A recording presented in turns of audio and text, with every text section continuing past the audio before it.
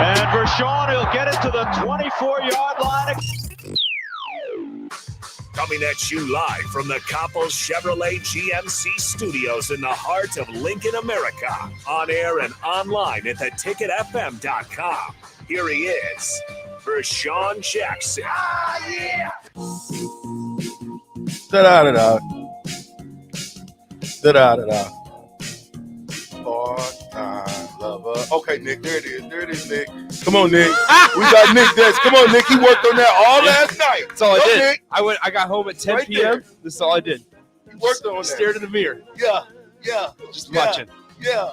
Come on, Nick. That A part-time. is hilarious. Wake up. I hope you guys are on the Starter Heyman live video stream, Facebook, YouTube, Twitch. You need to see it. Wake up. You need to see it. It's exceptional. Get your texters ready. 402-464-5685, the Starter Heyman text line. You can call in if you have questions, comments, thoughts that you want to share on the Honda Lincoln hotline. You can do that. Let's bring him in, and I'll get out of the way. He is three-time national champion and former Husker football captain, Vershan Jackson. Sir, what's up? Man, I'm just glad to be here. I woke up. I ate my Wheaties. The Wheaties from 1997 with Coach Osborne on the box. I don't know if I just messed up a whole bunch of money, but I ate the box of Wheaties, and I feel good about the box of Wheaties I ate too, man. I'm juiced up. I feel like I can go and play for one series. You just ate $1,000. You just ate $1,000. You just ate $1,000. It's kind of, listen, my buddy of mine was cleaning, him and his old lady was cleaning their house out, and they're throwing all this stuff over, and I'm like, you know what? I'm looking in, I'm like, let me go dumpster diving for a minute. So I go dumpster diving. The first thing I find is a Wheaties box with Coach Osborne on it from 1997, not even open. And please tell me you really didn't eat it. Absolutely not. Oh, God. I just look like this. I'm pretty smart. Oh, man. I was going to say, if you was going to do that, I was going to have to make another phone call.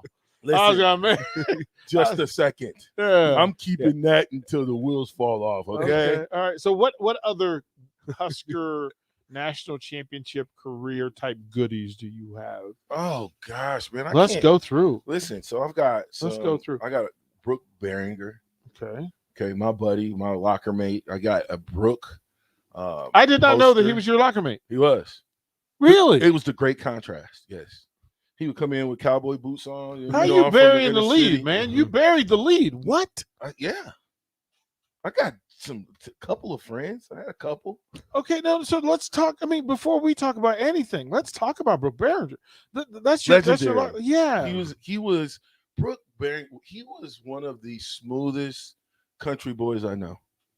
He was, but he could deal with the brothers. He could deal with all aspects. He can hold his own. I would come in and crow on his cowboy boots and his hat, and then he would crow on me talking about, "Oh, you still wearing those Nikes?"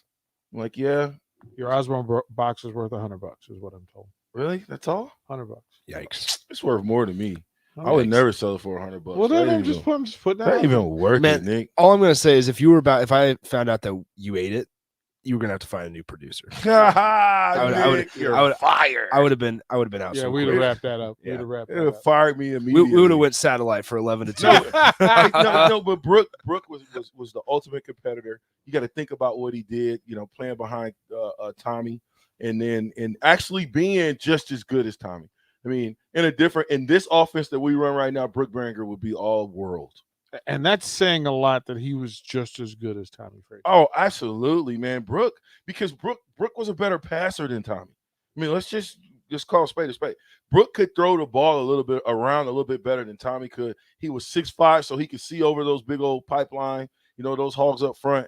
And so he was just a great quarterback that we never got a chance. I remember when I got the call, I didn't even get a call. I was in Omaha, and one of my friends pulled up on me and was like, "Hey, did you hear about one of your teammates?" And I'm like, "What?" So I start getting on the phone and calling people, and they tell me about Brooke, and I can just think about all the times we laughed together. Just coming into the locker room, getting ready for practice, we're laughing about something. And so he was always jovial. He always had good spirits. Even when he got hit in that I think it was a Wyoming game when he kind of lacerated his ribs. he was tough enough to continue. And so he was a tough guy. Brooke Behringer had everything that you can have in a quarterback. And so I think he was, of course, cut off too short, not on our time, but the big man's time. But great guy, man. I miss Brooke to this day. Like that, that puts air in the room. Yeah. Because it takes us closer to it. I mean, he's a legend. Like, he's your boy. But to most people listening, he's a legend. Like, they know more of the legend of him. But my goodness gracious, man, to be able to tell that story and the person, because we knew more about the football player than we did the person. I love knowing about who the people were behind the jersey numbers. Oh, dude, he would sign autographs. I think that's the one thing that's missing, from this genre of kids that's down in Nebraska now. He would sign autographs, man, until the last person dropped. He didn't stop, and say, "Okay, I'm tired." He just kept going. Now, he could have, but he didn't. And then could you imagine the perseverance to sit behind Tommy? We ain't talking about 1 or 2 games. We're talking about 3 or 4 or 5 years behind the same guy. You know what I mean? And then when he got his chance, he made the most of the opportunity that he was given, because there was no drop off. You got to think about that. What was it? Was it the Miami game when we played both of them? Or was it at halftime. Yeah, and so you got to think about how can you play 2 quarterbacks who play at a high level, because they both threw touchdown passes, who plays at a high level. That's just unheard of. And didn't burn it down at all. Meanwhile. Yeah. Because he had the opportunity. Yeah. So. Wow, that's good stuff. What else is in this collection? Let's go. Okay, so we got, like I said, Nate Turner, Buffalo Bills. We got Tyrone Bird, 4-time black shirt, cornerback. Got into a really, really bad accident right before, I think, the draft, and so he owns a insurance company now. Okay. He's selling all types of different insurance in 3 different states. So doing very, very well for himself. I look forward to definitely talking to him and getting his insight on what it took to be a 4-time black shirt. I mean, that means he played as a true freshman. Yeah. So just to hear his insight. And then he played in that, that 87 to 88, 89. Those years, man, if you looked at the football players, Nick, have you seen the poster of those black shirts? Not sure. Okay, we got to bring one in. That's one of my little deals I got too, is a picture of the black shirts when they were just all. I think we have the jacked. 97. It looked like, yes, 96, my 97, senior year. Yeah. 96, 97, where it looked like everybody they didn't know there was a video of like a photo shoot. Yeah. And some of them had on long socks, some of them had on short socks. Jay Foreman don't have a neck. Jay looked like he didn't have a neck. He looked straight milk dud. Milk dud. Steak neck. Right. It was right there. And yeah, so we've had the pictures in here somewhere. It's in here somewhere. Yeah. Because we had it there. So let's go into the collection again. So you also have Keithan McCann. Okay. Quarterback, 1991. Of course, Mickey Joseph was here at the time. I think Mickey was. They battled. They came in together, so they battled back and forth. You know what I mean? And Keithan McCann, I mean, if you see him right now, you'd be like, he can still play. I mean, 6'4", bricked up. He's coaching football now, working in the school systems now. What school system? He's in Lincoln, Omaha? He's in the Dallas, the Grand Prairie area. Okay. Yeah. Okay. So got a son. But Nate and Keithan both have a son that may be going to Wayne State. That the transfer portal. Okay, they both of them said this. The transfer portal has kind of destroyed or railroaded their recruiting. Well, young guys, I mean, this is kind of thing for parents. To get into Division I, you either have to be 4 or 5 star or be lucky, because coaches are going to the transfer portal to get replacements and getting known quantities. Well, now you've got college free agents. Yeah, these are just college free agents. Yeah, it just destroyed the entire class of 21, if you ask me, because if I can go out and get a college free agent who's been there, he kind of understands what college life is about, I kind of want to go get that guy. Well, think of what Nebraska did at the receiver position, and they went into the portal and got Samori Toure. They weren't going to be able to recruit or sign anybody who could have contributed at that level. Like, that's the reality. That's a simple truth. They're sitting here this year with a quarter where they've got quarterbacks in place, but in the transfer portal, look, if you're trying to replace Adrian Martinez, Like, you're not trying to be better than Logan Smothers. You're also trying to replace Adrian Martinez and that production. And you can't do that with a high school player. I mean, do you think though, when you say not replacing the Logan Smothers, you mean that we're basically going out and having to find someone who's better than Logan Smothers? How much is Martinez better than Logan Smothers? Let's just get that. Well, from the mouth of the coaching staff themselves, it wasn't even close. And against Purdue, it didn't matter if Adrian threw 4 interceptions. He was still your best option. Allegedly, I beg to differ a little bit. I beg to differ. Why didn't they put him in? Well, I don't know why they didn't put him in. They should have. Because at the end of the day, if you keep making the same mistake, I have to, not that I'm going to go all the way from Martinez, but I would have to put him on the bench and get another guy in just to make an example. Hey, you're not bigger than the team. And if you make these mistakes that are costing, we call them trip interruptions. Okay. So when you're on a trip, right, you're going to Texas, right? The tire blows.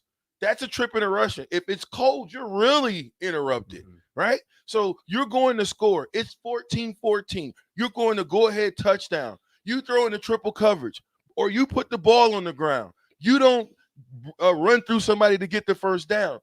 That to me is not necessarily. I can't put him so far ahead of Smothers that he's just blowing them out the doors. Well, but is that what we're talking about? I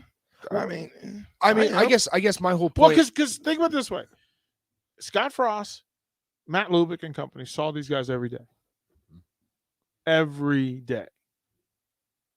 and they put them through several tests every day. Now, I'll preface this by saying every QB coach that I've talked to in the country loves Logan Smothers, loves him. I was considered being a Logan hypist before the season started. That's how much I thought of Logan Smothers. But they saw him every day and said, what we see every day, we don't trust, we don't believe in, or we're afraid of. I'm gonna checkmate that and say there was a guy named Max Dugan. Who's he play for? TCU. Okay. From Council Bluffs. Okay. Not he might as well be from Omaha because we ain't next. Council Bluffs. Okay. So right in our backyard that went to TCU, that who would you say is better? Amart or Dugan? Right now at this junction.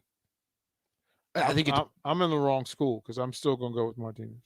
Really? I would as well. I think it depends what you're trying to do. What do I want from Duggan? They asked Adrian Martinez to be Superman every single game, and he kind of had to be. And remember, Amart doesn't have TCU type receiver speed, track program to work from to draw dudes. And they don't have They're running that offense though. You're running that offense, but you're not shopping with the same groceries. Look, we can all go get hamburger, potatoes, tomatoes. We can go through and get our stuff. Don't mean it's going to come out of the kitchen the same way. I'd agree with that, but at the end of the day, okay, when we're talking about game managers, quarterbacks, and that's something I definitely want to talk to Keith McCann about. You have to be a game manager. You're a coach on the field, okay? That means you can't afford to make mistakes because the ball is in your hand. If you make those critical mistakes, it'll cost you what? 6 games? Well, 5 games? But isn't the decision making for coaches that if you say trip interrupters, it's the difference between getting a flat tire because you ran over a nail and it blew out versus you not checking the air pressure before you got there. Different, same situation, different causes, and a different response was required. Like one is your fault, one is a controllable, one is just a victim of the trip that you're on. The other thing is, hey, you just didn't care enough to do the right thing to make sure that this thing didn't happen. There's a difference in throwing an interception in the triple coverage and you being strip sacked. 4 years. We're 4 years, right? Mm-hmm. We're talking 4 years now that Amart's been here, right? How do you not have a backup quarterback? That's a whole other conversation. How do you not have a whole different conversation. That's the same conversation because we're talking about the same school who let a guy, if you make those types of mistakes, I'm not saying that he wasn't the best guy, but he's not the best guy if he's going to turn the ball over in the worst times. Well, listen, if Duggan was required to play in the Big Ten Conference against those defenses in the winter with the talent that was around Adrian Martinez here at Nebraska. Guess what? He ain't going to win as much. I don't know, because you would have had to build with Max. Max didn't just go to TCU. He started as a true freshman, and he's gotten better every Who was year. coaching it? Doesn't matter. He got better every to? year. Who was he throwing to? No, the team got better. The team got better. He got better too. Listen, it's much easier for you to come in here and do radio with me than it is for you to come in here and do radio by yourself. I agree. That's the Adrian situation and the Duggan situation. Sometimes it's the environment that you put yourself in that allows you to succeed and grow. Look, I'm all for Smothers getting every opportunity due to him. I'm all for riding Adrian because I understood how many things they put on Adrian's back and asked him to do that should not have been asked of him. Duggan, look, I'm celebrating that dude because he left here and went to TCU and balled out, got in a situation, grow where you're planted. All of that stuff is in play for him. I still ask the question, though, because sometimes it's situation and circumstance. I'm not going to dog Adrian for getting beat up in a war zone with not much support. That's my thing. How do you get beat up in a war zone and you break every record in the history of Nebraska football? But he did. Look, this is a conversation Jay Foreman and I were having earlier. Is it wins or is it individual production trying to win? Because you've got to figure out what the priority and focus is and then how you're going to execute it. Like, it's one thing to say you need to win 10 games in the Big Ten Conference. Then you better know how. And then you got to look at your personnel and say, am I allowing them to do what I need them to do to win 10 games? Or am I asking them to do things that's going to almost lead to a guaranteed not winning at 10 games because I'm putting too much on it? Like, that's coaching. That's leadership for me. I would agree with that. I do agree. It starts with coaching. But I also think that you can't make bonehead decisions in the worst times. I'm all of that's true. I'm a big time fan of that. And I still think, as a coach, if I'm the coach, okay, we're talking to the coaches, the two coaches.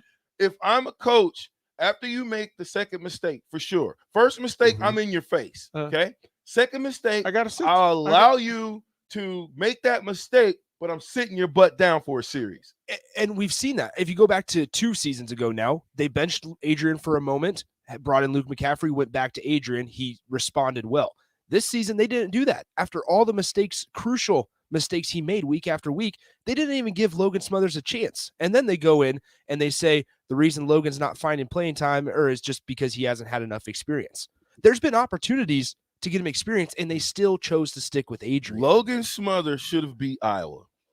Had we had a better game plan, if we don't think about the plays that Logan Smothers messed up in that game, okay? Very, very pivotal times in the game, but we're backed up. We're on our 4-yard line. Here's the reason why we need a fullback. We're on our 4-yard, and we need to get underneath the center. Coming from fullback. Run the ball. Run the ball. You're on our, even if you still control the game. You still control the game. Okay? You go and you put Logan Smothers in a position where you have Logan Smothers, the freshman, who played up until this point a great game. Yeah. Right? You put him backed up and you said, hey, drop back and throw a pass. Not, hey, if you get in trouble, step up in the pocket. No. Right there. It's a program of leadership that kept asking people to do things that they were not either trained, developed, or prepared to do. And then threw them on the bus and said, why do you keep doing that? Everything that shows up on Saturday is a result of things that are taught and developed before that. And allowed. Look, like all that stuff. We got 2 calls on Honda Lincoln hotline. Let's get these 2 because I'm loving this stuff. Come on, Eric. Let's bring them in. Hey, how you doing? Nick, what's up? Okay, so you're sitting here talking about Martinez and Frost. Well, Frost is the guy who passed on the kid that went to LSU and won a national championship and is playing for the Bengals. Facts. Because he said, I already have a quarterback. Facts. So he thinks Martinez is better than that kid. Wrong. Now he puts in, you've got Smothers playing against Iowa. He makes one mistake on a fumble, And instead of staying with the kid, they just turtle the game plan in the fourth quarter and then do what you were talking about at the goal line, where instead of running the ball, you drop back in the end zone with a line that can't block and a kid that's not used to that circumstance. That's on Frost. And then when the guy doesn't develop anybody, he brings his quarterback coach in who he fired. Okay, so this quarterback coach you stuck with for 4 years now apparently wasn't good enough to develop talent, and you cut him loose. And you wonder why people are questioning the decisions about quarterbacks? Tell it. No, this is on Frost. Look, this is man. on those guys making those decisions, and I think Smothers could be a pretty decent quarterback. Preach. He's better than Purdy. Hey, coming out of high school. Listen, as far as I'm concerned, Smothers would have been in the game. Thanks, Eric. Week 2. I don't disagree with that. He would have been in the game. Here's a question real quick before we get to Russ. Iowa, did the coaching staff panic? I'm not going to say panic. They just got out coached. You didn't panic. You didn't know what to do in this situation. Well, because if you're winning in the situation, guess what I'm doing? I'm throwing the ball to number 11. Okay, that's first. He's going to catch 15 balls for me. Okay, he's going to be right over the middle. I'm going to tell my 6'9" tight end. Nice and simple. You sit there 5 yards. Martinez, forget looking down the field. If after you look down the field, nothing's there, you look to your second read, nothing's there, you drop the ball off to number 11 and call it a day. So then how many times over the last 4 years can you look at losses that Nebraska should have won and say they got outcoached? Every one of them. There's not a game that – listen, you don't win. Just curious. You don't – Troublemaker. I'm just saying – Troublemaker. At the end of the day, the guys who make the follow the money, the guys who make the big bucks are the ones who have to be responsible. So if you lose a game, it is not on the players. These are young men. Matter of fact, some of them are still, when they come to Nebraska, they're teenagers. They're looking to be guided to do the right thing in all situations because they're leaving their homes as teenagers. We've been in school till the 12th grade. They haven't got a lot of home training, don't know how to fill out a checkbook, don't know how to do anything for themselves for the most part. And then we put them into these universities, and then we say, hey, all we want you to do is play football. No, you got to dig a little bit deeper. You got to show them a little bit more as far as being men and stepping up to the plate and accepting responsibilities for their actions. Let's get Russ in here real quick before we go break. What's up, Russ? Hey, not too much. Thanks for taking my call, guys. Just real quickly, I want to preface this by saying that I like Adrian Martinez, but I think Frost put him above the team. And whenever he made mistakes, he got to stay in, and the other guys are busting their butt, and they make a mistake, and they get pulled out. So I think Frost was going back to his playing days and realized that he didn't think he got treated fairly in the beginning. And so he was going to give Martinez every opportunity. Wait a minute, too many opportunities. And I think he put Martinez above the team. And I think that's why the team didn't respond all the time, because they felt like they couldn't make a mistake, but he could do whatever he wanted to. And he was a teacher's pet. So that's how I see it. I put it on Scott. Thanks, Russ. Appreciate it, Russ. I was going to say something. I was going to ask Russ something, but he got off. Sorry, Russ. But I was going to ask him because I wanted him to elaborate a little bit more on, he was talking about Scott when he played and no, thinking but that he got we all coach. Deal. Look, I can speak to this simply. We coach based on the way we were coached and the way we played. Like you as a player, if you were going to go coach, you're going to coach based on how you were coached to either represent that or go as far away from it as humanly possible. Oh, wow. If you were in a tough coaching situation, you were not going to be that kind of coach. You weren't going to do it. If you were treated well, you're going to work from that. Scott is absolutely a product of his playing experience. That's how that works. We're all wired that way. But you got to think, though, Scott went to Stanford coming out. I mean, but experiences was because of what he did. It didn't have anything to do with the fact that had he come to Nebraska and then kind of had to go through a whole bunch of stuff at Nebraska, that'd be different. But you went to Stanford first, came back, Oh, he took heat when he got back, Of course. and the fact that he ultimately received love after that. He persevered through it. Right? So, again, that's part of the coach that he is now, is that an understanding that sometimes quarterbacks can be misunderstood. Sometimes quarterbacks can be asked to do things they shouldn't be asked to do. And in the end, that Scott's still a quarterback. He's still a quarterback, and he's going to identify who his guy. So we'll throw it to break. Tell him who's coming next. We got the big Nate the Skate Turner coming up. Buffalo Bills and former Husker coming at you. At Southeast Community College, we know that winter isn't even here yet, but spring is already on our minds. Registration for the spring 2022 semester is open now. Whether you want to get a head start on a 4-year degree, learn a new trade with a certificate program, or add to your job skills, SCC has a class for you. Spring semester starts January 10th. Learn more about our more than 60 programs of study online at southeast.edu. SCC, your path to possible. Working at Continental of Lincoln is a job. It's a career. And right now, they're hiring production operators at $21.72 an hour and other select jobs starting at $23.42 an hour, with wages growing up to $27.55 an hour. Continental also has salary jobs available with great benefits, plus medical and prescription costs at very low premiums. Dental, vision, and life insurance are offered at no premium cost to the associates. To learn more or apply, go to continentaljobs.com with keyword Lincoln. Come work at Continental today. If you're struggling to get motivated to work out, you're not alone, and Farrell's Extreme Body Shaping is here to help. Build muscle, burn fat, and lose weight with Farrell's 10-week challenge starting January 8th, all for a chance to win $1,000. Farrell's combines kickboxing with inclusive strength training and nutrition planning to help you stay on track. Go to fxblincoln.com to sign up today. It's the Farrell's Extreme Body Shaping 10-week challenge starting January 8th with 2 locations in Lincoln. My son Aiden has asthma. Secondhand smoke has triggered his asthma so badly, he ended up in the emergency room and spent multiple nights in intensive care. Now he's on a whole bunch of medications. My tip to you is, don't be shy about telling people not to smoke around your kids.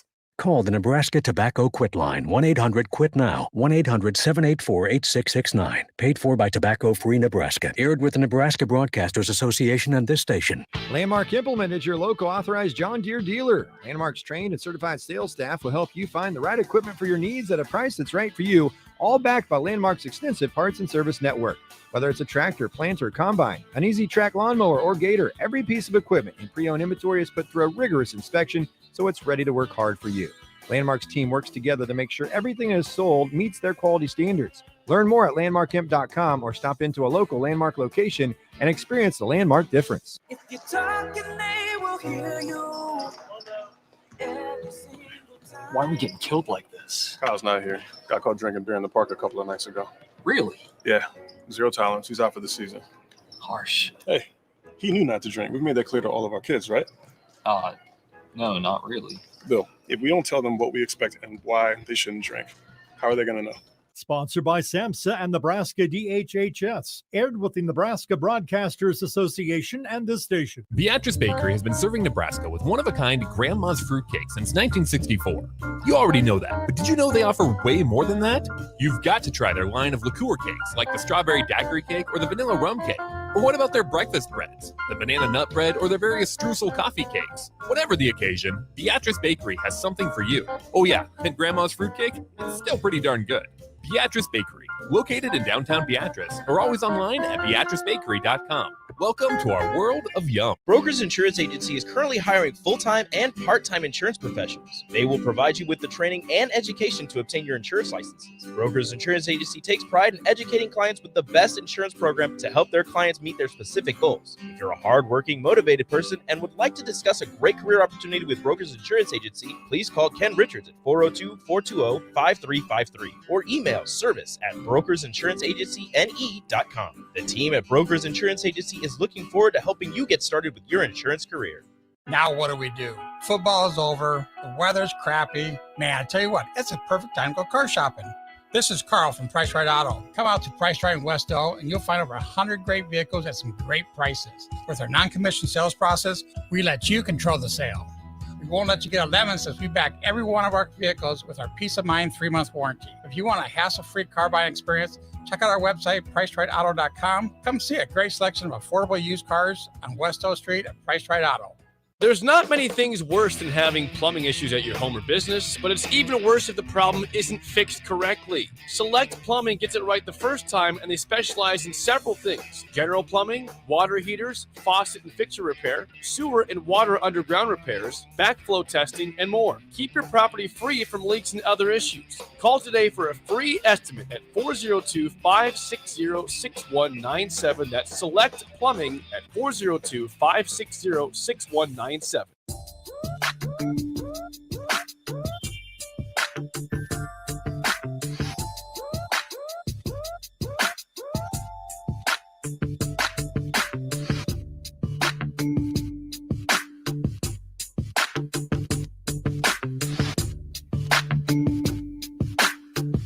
Yeah, and we're back on the Honda of Lincoln hotline on the phone.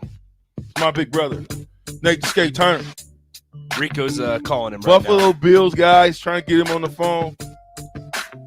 Hopefully we'll bring him in. But we were talking about Amart, which I think is a great quarterback. Oh, we're good. I think he's live in the building as far as on the phone. Nate the Skate in the building. The Skate Turner. What's up, big bro? What's going on? What's going on? Oh man, I can't call it, man. I can't call it. I appreciate you gracing us with your presence, man.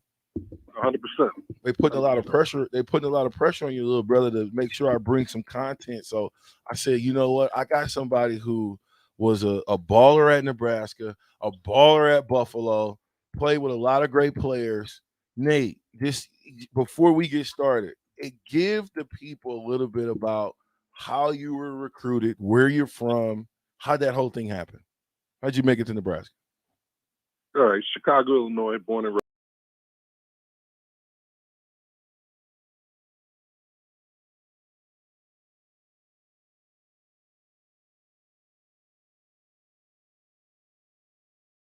Was usually skinny, you know what I'm saying? So I started gaining weight. I ended up being about, as a sophomore, I was like 210, 215. And still, you know, I came in second in state as a young kid. Then football became the move, you know what I mean? Sometimes, you know, God touches some people, you know what I mean? I was one of those people because it came easy, man. Football came so easy at a young age. And, you know, I was big, I was fast, I could catch. So it just kind of turned into an awesome situation, you know what I mean? Here in Chicago, I played at Mount Carmel High School. Played with Ed Stewart, was a little younger than me. And then also played with Mike Murray. And Mark Antonetti, they all played in Nebraska. Nice. So when I got there, Antonetti was there and Mike Murray was there. So, you know, as a kid, you know, playing in the streets, because I didn't play football until I got to high school. So playing in the streets and running around, I mean, we always used to watch the bowl games. And I remember watching Doug DeBose, man. I was like, man, Doug DeBose, Nebraska. So I always loved Nebraska, you know, even though That's why you were 21? That's why I wore 22. I mean, right, 20, Nebraska. yeah, right. I mean, you It were was Doug, 20. Yep. Right. And Coach McBride, so I ended up being I was the number one receiver in America. Number one, number two, depending on the publication, USA Today. Me and Mickey and I were on the USA Today. How did we get the number one receiver in America to come to Nebraska running team? You guys are a 3-point stance still. Yeah. But you know what, man? It was Coach McBride, man. Awesome dude, man. He sat down on my couch and he was surprised. And he told us, it's a couple places where he tells the story about how when he recruited me, you know, my parents left the room and my dad was a big Notre Dame guy, you know what I mean? And I was just like, my family, my mom and dad left the room. And I told Coach McBride, I'm coming to Nebraska. Don't even sweat it. I'm coming to Nebraska. And he was like, really? I'm like, yeah, I'm coming to Nebraska. So Coach McBride, I get to Nebraska and a couple of injuries, you know, really cocky kid. athletically. Didn't really, kind of. Who are some of the players in your class?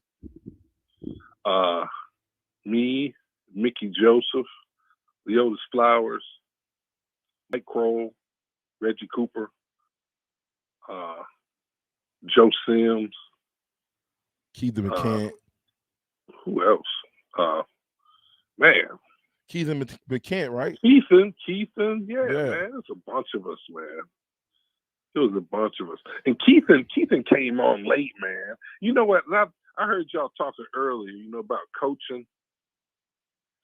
I really believe, and I truly believe in my heart, if Turner Gill would have got there earlier, things would have been different for us. And when I say us, I mean 88 through 92. Okay.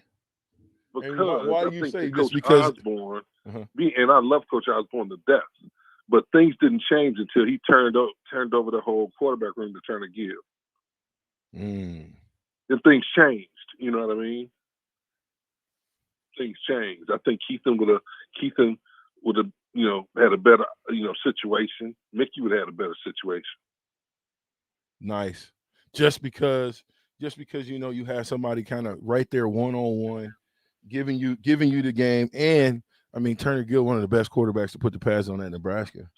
What was the difference between Mickey Joseph, because you played with both of them? What was the difference between Mickey and Keithan? Well, the difference between Mickey and Keithan, so you going back to the way football was, you know what I mean? Keithan was more of a pro-ready type kid, you know what I'm saying? He was kind of like more like Brooke was, you know what I'm saying? Brooke and Tommy, comparison. That's how it was with Mickey and Keithan. Right. Good comparison. It was the same differences, man. It's just Mickey and, you know what I mean? It just, Keithan was going to throw the ball a little bit more. And Mickey was going to run it. Mickey was, that was the Jamel Holloway, those years, you know what I'm saying? Mickey was coming right after that. Mickey, that's how he was the number one quarterback in America. It wasn't from throwing the pill. He was going to run it. What was those practices like back then? How was practice? Practice was war, man.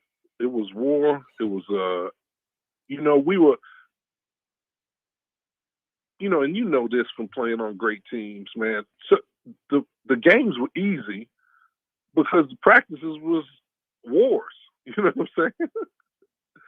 It was war, man. So even back then when you played, late 80s, early 90s, Nate, you telling me that there was war going on in practice. War.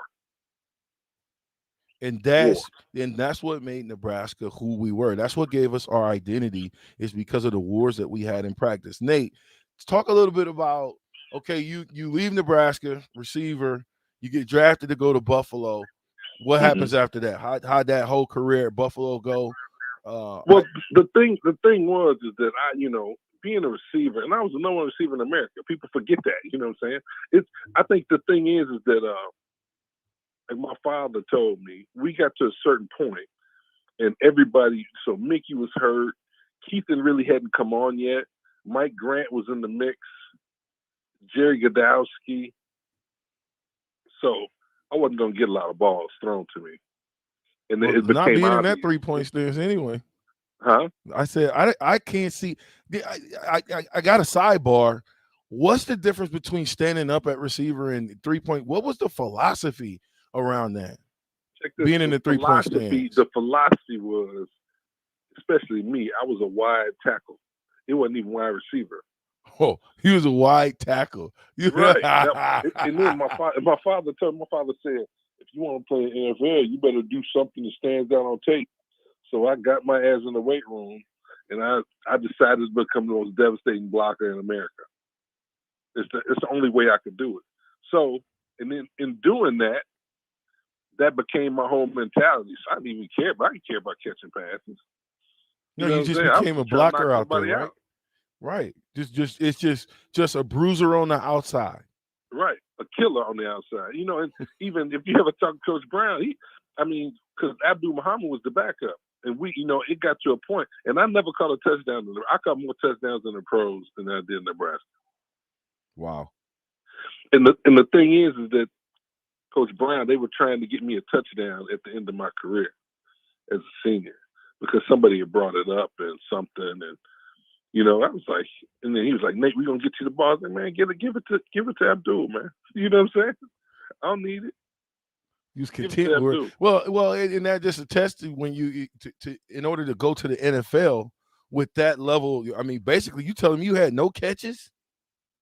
No, I had some catches, but I didn't have. I mean, no touchdowns though. But that's what I mean. I meant no touchdowns, and you were still able to take that ride and take it to the NFL and be successful in the NFL. What did they see in the NFL that maybe we might have missed at Nebraska?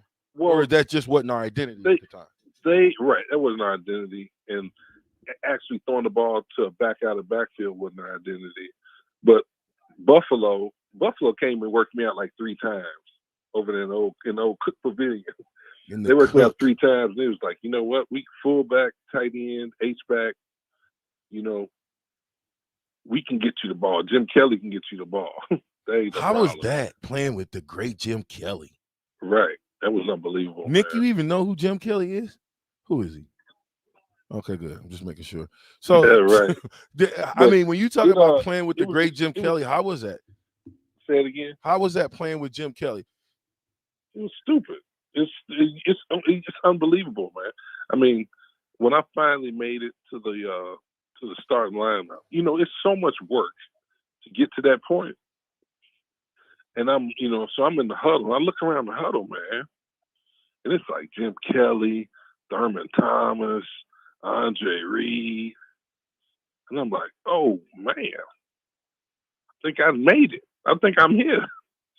You know, it's a pretty good feeling, especially given you know, my talents and how Nebraska, I really didn't get used like I think I should have. You know what I mean? I wouldn't say like Roger Craig was used, but he wasn't used like he should have been, right? He gets to San Fran and he gets used. You know, but as far as catching the ball, as far as, you know, running the ball, I mean, when I went to the combine, I was 247 and ran a 4.46.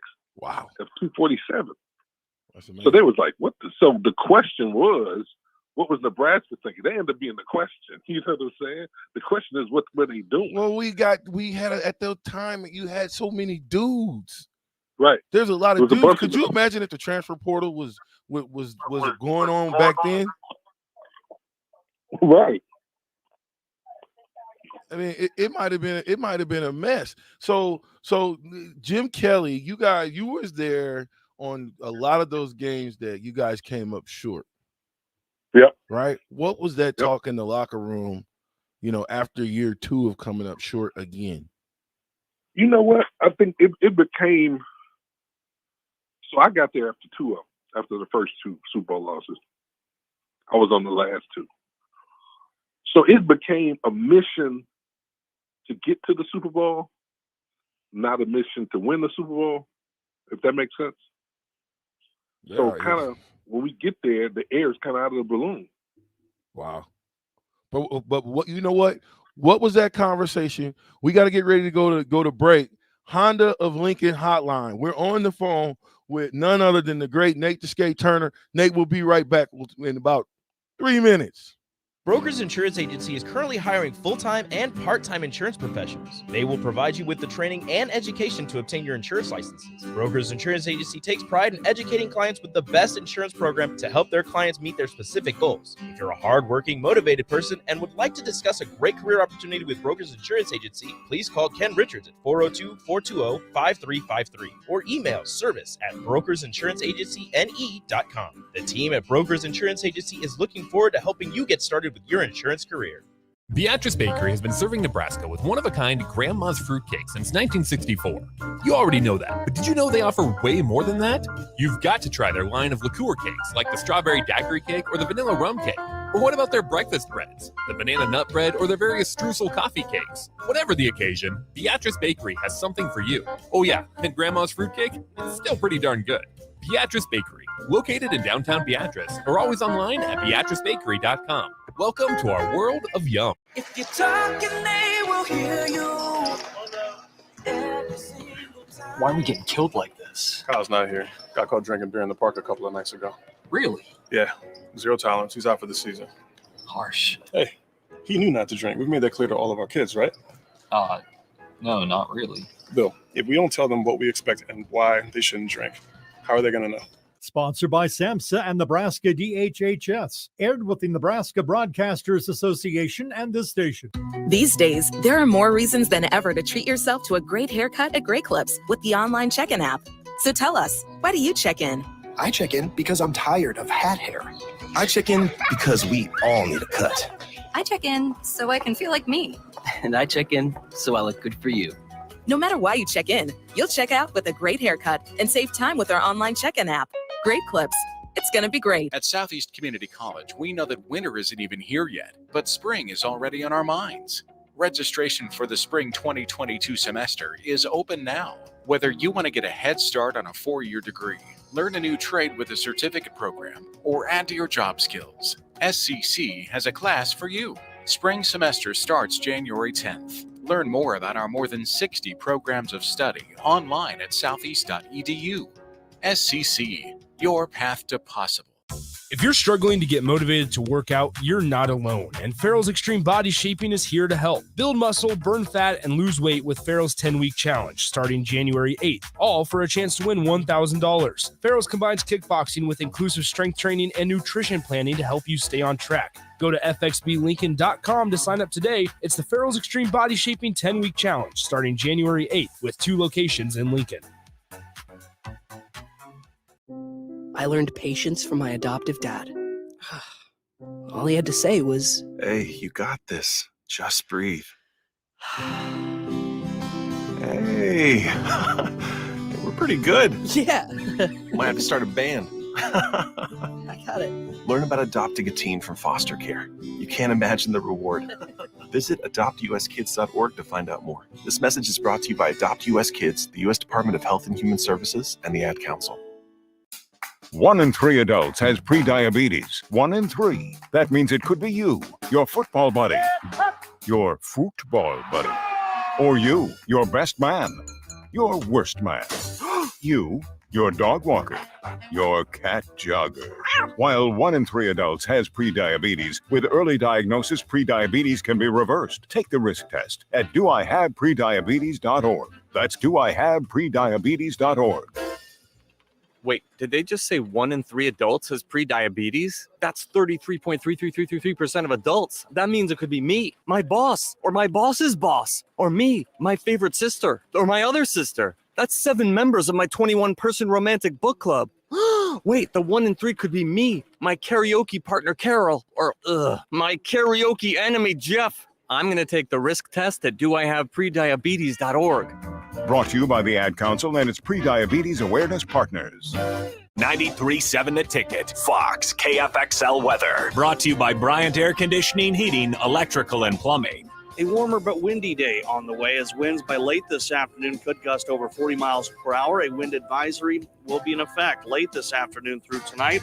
We'll top out near 46. Bitterly cold air starts to move in tonight with a low of 9. Only a high of 14 tomorrow and a chance of snow by tomorrow night. I'm meteorologist Tim Wright for 93.7 The Ticket and theticketfm.com. Landmark Implement is your local authorized John Deere dealer. Landmark's trained and certified sales staff will help you find the right equipment for your needs at a price that's right for you, all backed by Landmark's extensive parts and service network. Whether it's a tractor, planter, combine, an easy track lawnmower, or gator, every piece of equipment in pre-owned inventory is put through a rigorous inspection so it's ready to work hard for you. Landmark's team works together to make sure everything is sold meets their quality standards. Learn more at landmarkimp.com or stop into a local Landmark location and experience the Landmark difference.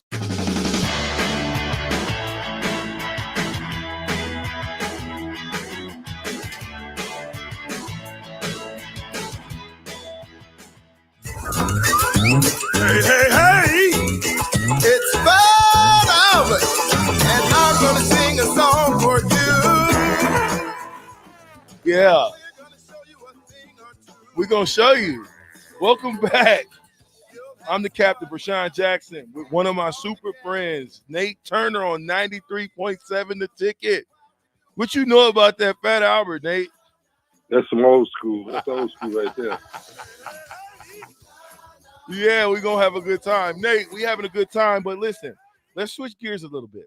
Let's kind of talk about, I know you got a son. I call him the great Tyler, 6'3" quarterback.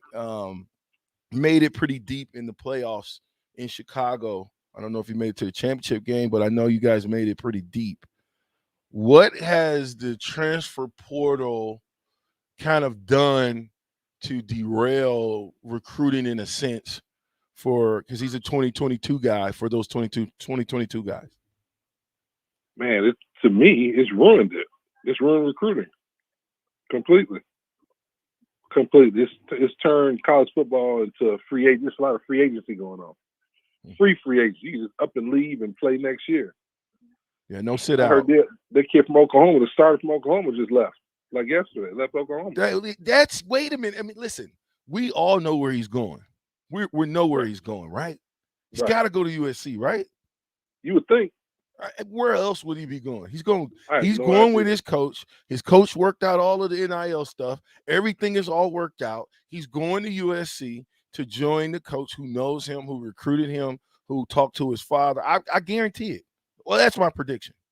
Right. Texas right now on the Sauter Heyman. The thing is, man, is with this new NIL stuff, I mean, you don't know.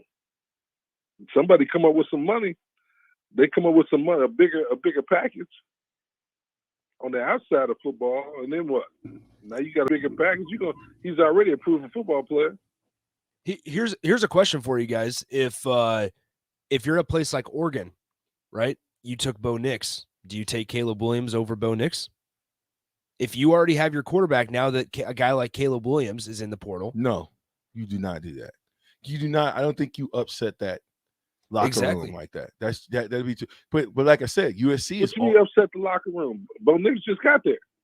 I know, but still, you had guys that were still there already, right? So how does that upset the locker room if you bring in a guy? He hasn't played it down yet. I guess. I mean, you got a point there, but then you automatically go in with a controversy, right? Yeah, but this whole thing has been controversy. The whole transfer portal, the whole kids finding a better deal. At what point do they go away from that, though, thing now? At what point do they go away from the transfer portal? At what point do they say, you know what, we're done with the transfer portal, no more? It might be coming soon. They either gonna get rid of it, or because all the these big market schools can come up with money.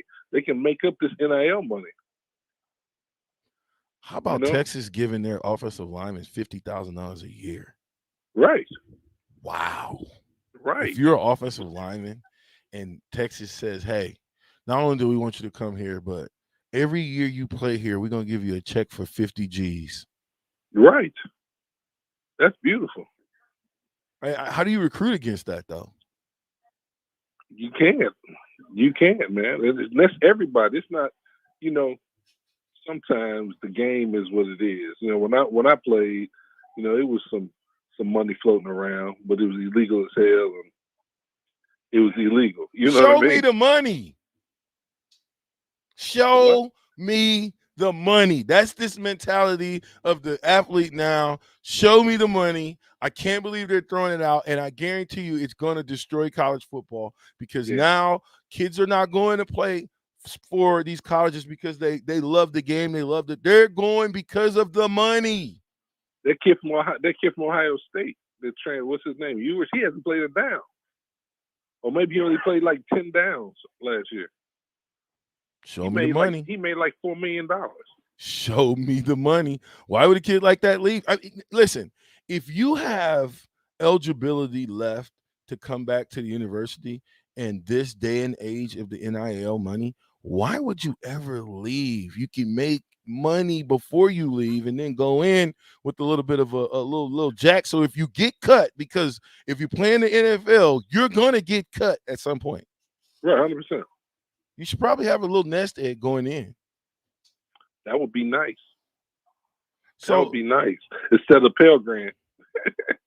So talk to me a little bit about Tyler. I know you got two sons, but Tyler's the last one out the nest, getting ready to go to college. Talk a little bit about kind of what he's doing. What's his measurables? What's his size? What's Tyler got going on the horizon? Because I know one thing, he can spin it. he's 6'2.5", 6'3", 210 pounds, and has a knack for winning games and in situations. He's done that a couple times in his career, at least three, 4 times. When the chips are down, and he has a knack for making big plays in those situations. So, and he loves to throw it. He's a pass to run guy, not a run to pass guy. Okay. And he had a decent run game, which helped him out. He was talking about the run game in Nebraska. Sometimes, man, you got to have a run game to help quarterback out, man. Nate, you want to come back to the next segment? We're gonna go to a little break because that part-time lover is on. You know about that part-time lover, don't you? Right. You know about that. I got a couple different versions of part-time lover, but I appreciate you sticking around, man. I'm talking to Nate the Skate Turner, wingback at the University of Nebraska, and Buffalo Bill tight end, H-back, fullback. My big brother Nate Turner will be right back. It's Vershan Jackson, Captains 97.3, The Ticket. Brokers Insurance Agency is currently hiring full-time and part-time insurance professionals. They will provide you with the training and education to obtain your insurance licenses. Brokers Insurance Agency takes pride in educating clients with the best insurance program to help their clients meet their specific goals. If you're a hard-working, motivated person and would like to discuss a great career opportunity with Brokers Insurance Agency, please call Ken Richards at 402-420-5353 or email service@brokersinsuranceagencyne.com. The team at Brokers Insurance Agency is looking forward to helping you get started with your insurance career. These days, there are more reasons than ever to treat yourself to a great haircut at Great Clips with the online check-in app. So tell us, why do you check in? I check in because I'm tired of hat hair. I check in because we all need a cut. I check in so I can feel like me. And I check in so I look good for you. No matter why you check in, you'll check out with a great haircut and save time with our online check-in app. Great Clips. It's going to be great. This is Lincoln's home for sports talk on the FM dial. Also online at theticketfm.com. On the internet. KNTK FM Firth, 93.7 The Ticket. At Southeast Community College, we know that winter isn't even here yet, but spring is already on our minds. Registration for the spring 2022 semester is open now. Whether you want to get a head start on a 4-year degree, learn a new trade with a certificate program, or add to your job skills, SCC has a class for you. Spring semester starts January 10th. Learn more about our more than 60 programs of study online at southeast.edu. SCC, your path to possible. 93.7 The Ticket. Fox KFXL weather. Brought to you by Bryant Air Conditioning, Heating, Electrical, and Plumbing. A warmer but windy day on the way as winds by late this afternoon could gust over 40 miles per hour. A wind advisory will be in effect late this afternoon through tonight. We'll top out near 46. Bitterly cold air starts to move in tonight with a low of 9. Only a high of 14 tomorrow and a chance of snow by tomorrow night. I'm meteorologist Tim Wright for 93.7 The Ticket and theticketfm.com. If you're struggling to get motivated to work out, you're not alone, and Farrell's Extreme Body Shaping is here to help. Build muscle, burn fat, and lose weight with Farrell's 10-week challenge starting January 8th, all for a chance to win $1,000. Farrell's combines kickboxing with inclusive strength training and nutrition planning to help you stay on track. Go to fxblincoln.com to sign up today. It's the Farrell's Extreme Body Shaping 10-week challenge starting January 8th with 2 locations in Lincoln.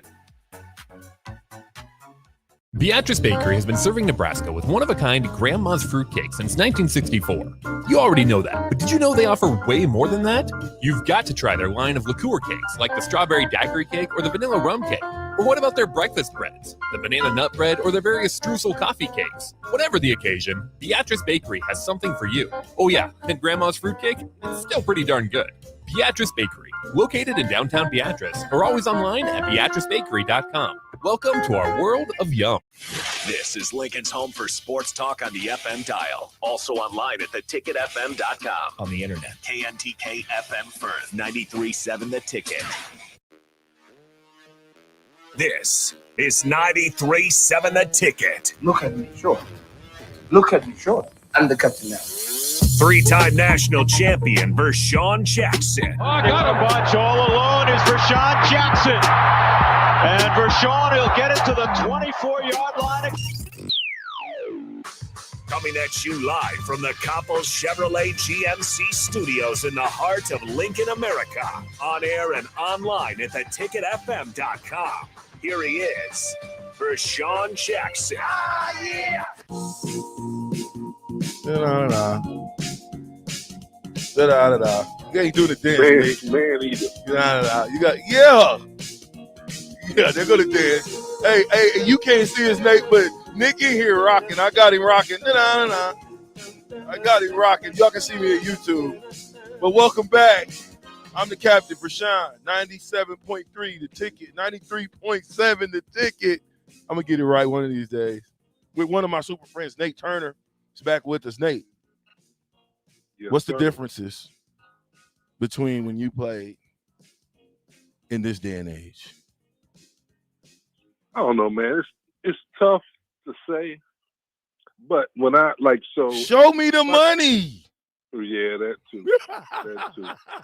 But you know what, man? The thing is, you got to have dogs, man. You got to have some players, somebody that's willing to bite through their arm to get through a situation. You know what I mean? Break down dog. Break down. What do you mean when you say you have to have some dogs out there? What does that mean? Because I think the people in the ticket country, they want to know what does having that dog? Is that a Wandale Robinson type? What are you talking about? Color don't matter, size don't matter, but somebody in practice that you do not want to come across. You know what I mean? It's just somebody in practice, and it's always somebody that says, "Man, why you going so hard?" Those are the guys you want. Those are guys that make a team better. Those are the guys that are going to win you games, even if they don't play. You know what I mean? They're just dogs. Even if they don't play and they hitting you in the mouth. Yeah, like junkyard dogs out there. They ain't no quitting them. Right. They'll hit you in the mouth, even if no pads on, they just got helmets on, they still want to hit. Still going 150 miles an hour. That guy. Right. And then you on offense, you got to protect yourself at all times because that's the environment you're in. You know your environment because it's a violent environment, and that's where championship football is bred, man. In a violent environment. When you talk about in a violent, I went to spring practice a couple of years ago, and I didn't see anybody on that team that could have played with me. Not one. Not one. Oh, come on, Nate. We got a couple guys out there. Yeah, well, they must have been hiding that day. What do you attest that to? I mean, you talking year? I don't know. We're going into year 5. I guess the Jack Pierces and the Charlie McBrides are gone, man. They're not going to bring in kids and kids that get a chance to develop and take guys under their wing. You know what I mean? Like I took Abdul Muhammad, you know what I'm saying, under my wing, and you know what I mean. And so therefore you take pride in that. We didn't win national championship, but Abdul and them did. You know what I'm saying? Yeah, and talk a little bit about that though. How was it? You know what I mean? Knowing that you handed down the blueprint to the younger guys, and we kind of took the ball and ran with that. I mean, Abdul's older than me, so he handed it down to me, and we kind of went so forth and so on. But what was that like? Coming to Nebraska and having to give back to the younger guys, and then seeing us kind of take the ball and make it to a championship, but the people out there not knowing that it took you guys going through what you went through to help us to go through something different. Right. I don't know, it's a great sense of pride, man. Knowing that I raised some puppies into dogs, just like I was raised. You know what I mean? Broderick Thomas and Neil Smith, you know what I mean? Von Shepard. Was you on Richard scout Bell, team? they raised me. Were you on scout team? Huh? Did you ever play scout team? Yeah. Okay. I was beginning to think I was the only one on scout team that was on scholarship, but I didn't think so at Nebraska. I thought a little bit of everybody played scout team, right? My freshman year, we played. That was the game of the century 2. We played Oklahoma. We had the best wishbone offense in America. I guarantee you, we could have beat up a bunch of schools. We had Mickey at quarterback, me at one tailback, Leotis Flowers at the other tailback, and a guy named Randy Williams at fullback. This is scout team. That's our scout team. That's your scout team. And I would imagine the linemen, the pipeline guys up front had to be some ticket names as well. 100%. I mean, Uyghur, all them guys, they was with us. And so the big Uyghur, who was the older Uyghur, but who was on that defense that you guys played against on scout team? Leroy Etienne, Broderick Thomas, Neil Smith. Who else, man? Charles Fryer, Tim Jackson, Mark Blazik, Marvin Sanders, man, just black shirts. Wow, Mark Jeff Blazik. Mills. Jeff Mills. We got a history lesson going on right now, Big Nate. Black shirts, man. Yeah, listen, I say that, and sometimes people be like, well, what do you mean? I said black shirts. When the black shirts played, when we was on scout team, right. It was no holds barred. No, it was wide open. Okay. It was like a game. Anything goes. Matter of fact, it was worse than the game because there were no refs. No refs. Exactly. Anything goes on it when you at practice going against the black shirts and you're a red shirt or you're on scout team, anything goes. Right. But that's how people take you under their wing. That's when Broderick comes up to me and says, "Hey Nate, you know what I mean, slide through." You know what I'm saying? Because he knows you cut from the same cloth, man. You know what I'm saying? Guys know it takes a dog to raise a dog. You can't raise a dog with a cat. That ain't gonna work. Now let me ask you a question. Did you guys have to pay rent? Pay rent where? In the apartment or in the dorm? No, in the locker room. When you moved from the North Stadium to South Stadium. From North to South? Did you pay rent back in the day? Yes. No. You didn't have to pay rent. No, we didn't have that. Oh, wow. So that was something that came. I wonder when that came, when that started. It was right after me, I believe. Had to be because Jokers was paying rent, man. You knew right after that last 2-a-day practice, and they said, "Hey, get your stuff together. You're gonna move from North locker room down to the South locker room. It's rent time." I'm thinking, "Oh my God, oh my!" And I'm not even gonna tell them what rent was, but I just can remember that vividly. That when the older guys started talking about paying rent, that it was gonna be some problems. Right. It was gonna 100%. Be some problems. And it really wasn't gonna be a problem. You just gonna do it. Nate, you've last year, talk to me. 3-9. We're 3-9. Mm-hmm. What? Give me your synopsis on the season. I think Martinez got babied. Oof. I think Martinez got babied to the point where he didn't even push himself no more. So if you know you're not gonna get the damn the Sandman not gonna come and take you out the game. You know what I'm saying? And when I say the Sandman, I mean like what's that in New York? What's that thing called? What? When they when Sandman come with the cane when you're on stage. What you talking about? At the Apollo. The Apollo. Right. So yeah, we call that the cut man, but he come with that big old cane and snatch you up off the stage. Right. So if you playing and you know he's not coming, guess what? Your every day is different. Your every day is different. You don't have the same type of pressures as somebody else. Tommy and Brooke was going back and forth. I guarantee you, it was asses was tight. Yeah, and that's tight what during that era. Football is bred when it's tight, man. Pretty tight in that area. That okay. So let's just talk about. We talked transfer portals. We talked a little bit about. Let's talk about recruiting. Okay. How important do you feel like recruiting is? And I'm not talking about recruiting stars. I'm talking about how important is recruiting those dogs and football players to an organization. It's the most important thing ever. You got to recruit dogs. You got to recruit football players. You know, you have to recruit football players. Just like the NFL isn't made up of first-round picks. NFL is made up of a bunch of 6th and 5th-round picks.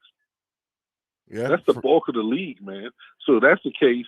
That means so you're talking about 2 or 3 star guys, right? coming out of college, coming into college. So if you're not bringing those guys in and developing those guys, you're getting some guys that are, that aren't even the numbers are trumped up and this and that, and been in weird situations where they're not playing, on a big stage. And so you're getting something and it's not what you think it is. You're getting a product and you think it's A1, but it's not A1. And then you don't have the wherewithal to develop it because you think, all these coaches think they're getting these top guys and you're not developing any talent.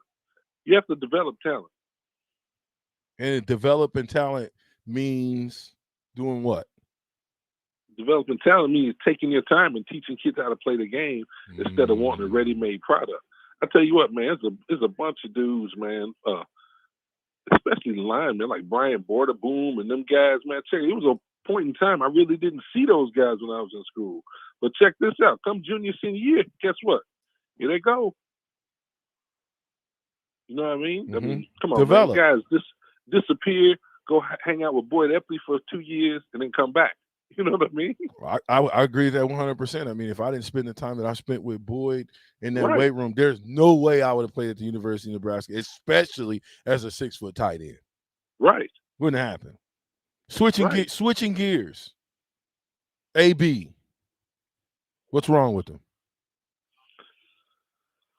Man, I don't know. I think it's mental health, man. Would you ever do that though?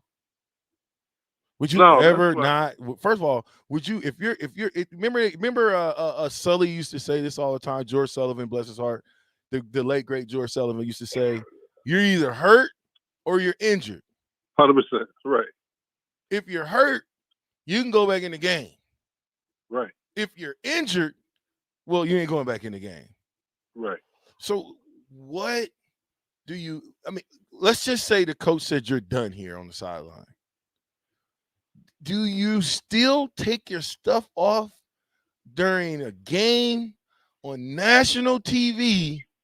It's cold and you're on the road and just make a mockery of the game.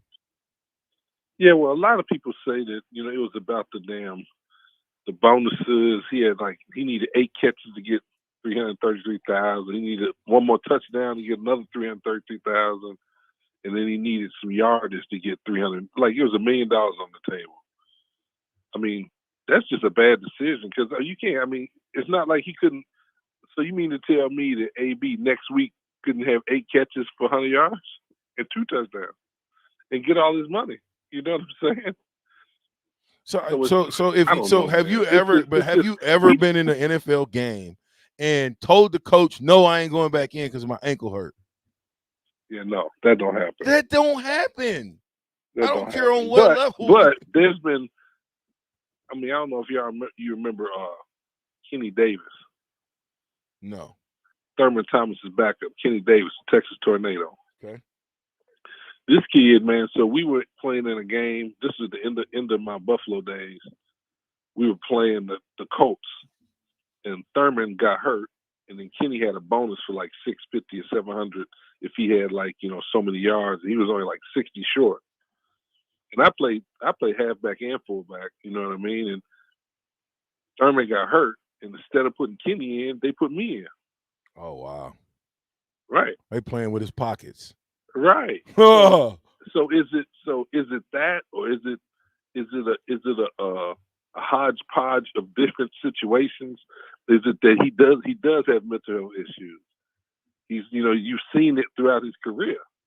Yeah, I don't think for him it's about the money.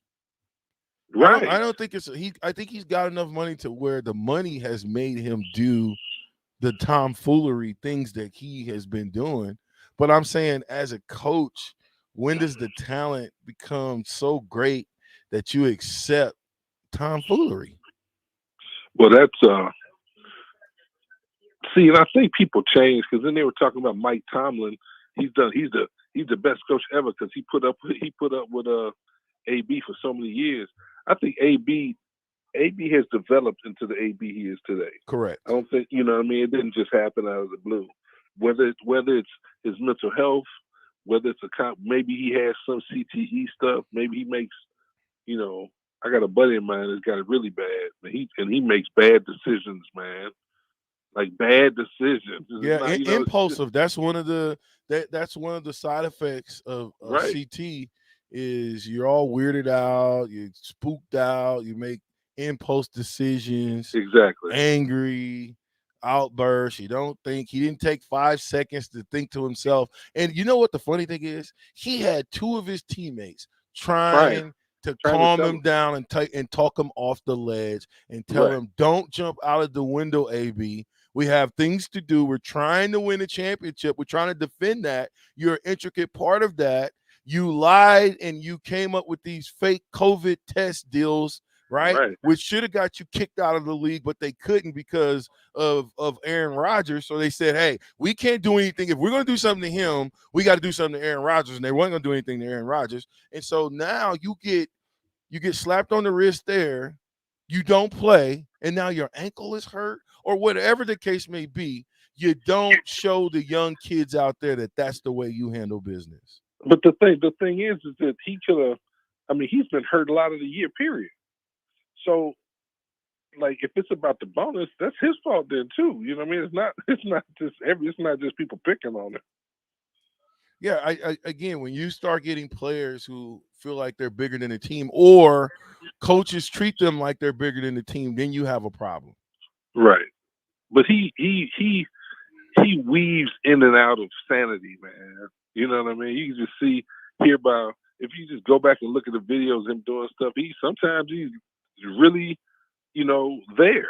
And sometimes he's not there. And I'm not sure what triggers it. Again, it showed me the money, man. The money has a very wicked way of teaching some people who don't understand how to value money, teaches them how to turn money and just turn it and make you do things that you normally wouldn't do had you not had that type of money, had people not put you on the pedestal because you're a multimillionaire and you're a big time receiver. For the life of me, I didn't think that was the right thing for him to do. If you don't like the game, if you don't like what the coaches told you in private, take your issues up then. If you don't want to play anymore, do it then. But don't make a spectacle of yourself. And then, people look at AB and say, well, that's how a lot of those receivers are in that situation, the prima donnas. Right. So I was just thinking about that, like, wow. And let's just go back to what do you say to a guy like that as a coach? There's nothing at this point in time. There's nothing you can say. And and the thing is that times have changed. The money's changed and times have changed. I know that none of that tomfoolery would happen on the Buffalo Bills. It would have been he would have had to have a conversation with Darryl Talley and Bruce Smith. And it wouldn't be. Oh, so you telling me that the players would have took care of that? Yeah, it'd have been squashed right then. All that. I remember saying that before. When you remember when who was the receiver for the Bengals back in the day with the real good feet? Ocho Cinco. Just a lot of the stuff, a lot of things he says, a lot of things he does, just like even Terrell Owens. You know what I mean? That stuff wouldn't have been put up with. They'd had a meeting, and you wouldn't like the meeting. From a player's perspective, and that's the thing I think that's missing sometimes when you look at Nebraska is the players aren't policing each other the way that we policed each other back then, because that would not be tolerated. Like a player was going to snatch you up, you'd be walking back from the training table and get snatched up and get dealt with, and I guarantee you won't have the same type of mindset after you get dealt with by those seniors. Right. Leadership. I've seen some crazy stuff, man. And this is championship NFL football, man, where it's the team is run by the players. It's run by the leaders of the team. It's not questionable. It's not a democracy. You play with you play with you Bruce, fall in place. Bruce Smith was up there, huh? Yeah. How was that? Because here's what I'm saying. When I played for Kansas City Chiefs, I went against Derek Thomas, and let me just tell you something. The dude made me look so stupid on 2 different occasions because of based on, and this is what he told me afterwards, based on how I was in my stance, he knew whether or not I was loading up or I was sitting back. Right. And so I think about Bruce Smith. He was one of my favorite players. I love playing with Bruce Smith on the game. But, I mean, he seemed like he had like a 10-foot wingspan. Yeah. He could I saw him. We played the Colts one year. And he decided he could turn it on and turn it off when he wanted to. And when he would turn it on, you couldn't throw, you couldn't pass, you couldn't run, you couldn't do nothing. You couldn't do nothing offensively. He would disrupt everything. Yeah, he's like the guy like Sue was in Nebraska. Remember that? Yeah. Same type of shit, but on the professional level. Right. Well, I'll tell you what, Nate, man, I feel like I could talk to you for 3 straight hours. I definitely want you to come back because I feel like I got to get ready to go to the top of the hour. But, man, I'm telling you right now, I look forward to talking to Nate the Skate again and just kind of digging into the fabric of Nebraska football, just then and now. And I appreciate you, big bro, coming on the show, man. No, for sure. Love you, man. We're going to get together. Let's go. And then we'll talk a little bit about the Wayne State Wildcats next time. Right on. Thanks, man. We'll be back. We just got through talking to Nate the Skate Turner, my big brother, on the Honda of Lincoln hotline. If you want to call in 464-5685 or Sauter Heyman text line 464-5685. It is Vershan Jackson. It's the captain on the ticket 93.7. At Southeast Community College, we know that winter isn't even here yet, but spring is already on our minds. Registration for the spring 2022 semester is open now. Whether you want to get a head start on a 4-year degree, learn a new trade with a certificate program, or add to your job skills, SCC has a class for you. Spring semester starts January 10th. Learn more about our more than 60 programs of study online at southeast.edu. SCC, your path to possible. Early break with Sip and Jake. I mean, so many things you turn on now. You say it ain't so. Miami's not playing in the Sun Bowl. Say it ain't so. Say it ain't so. Whoa, whoa. Sorry about that, Lincoln. And everybody. Provo here today, so you never know. Early break with Sip and Jake from 6 to 8 every weekday morning on 93.7 The Ticket.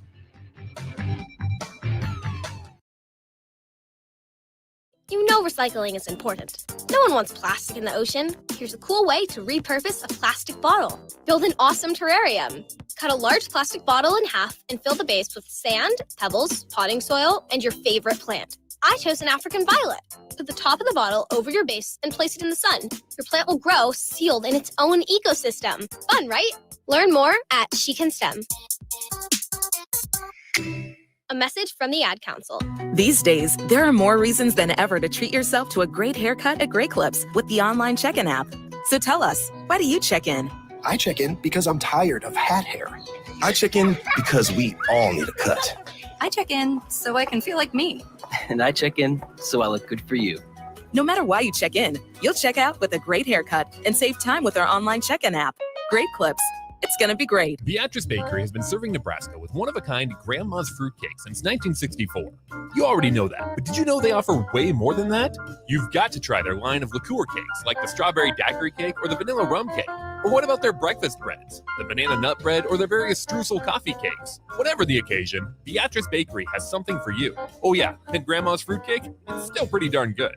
Beatrice Bakery, located in downtown Beatrice, or always online at beatricebakery.com. Welcome to our world of yum. Happy Hour with Nick Sainert and Enrique Alvarez Clary. The likelihood that you're going to have a guy that's as talented or even a step up from what you shipped away in Adrian Martinez, right? That's slim. You're going to have to conform your offense, your game plan to this quarterback, and this quarterback and all those guys on that offensive side of the ball are going to have to buy in this season. And that's one thing, right, is that this coaching staff has to relay that message that there is no choice. Yeah. You're either bought in or we're going to do this thing without you. Weekdays from 2 to 3 on 93.7 The Ticket and theticketfm.com.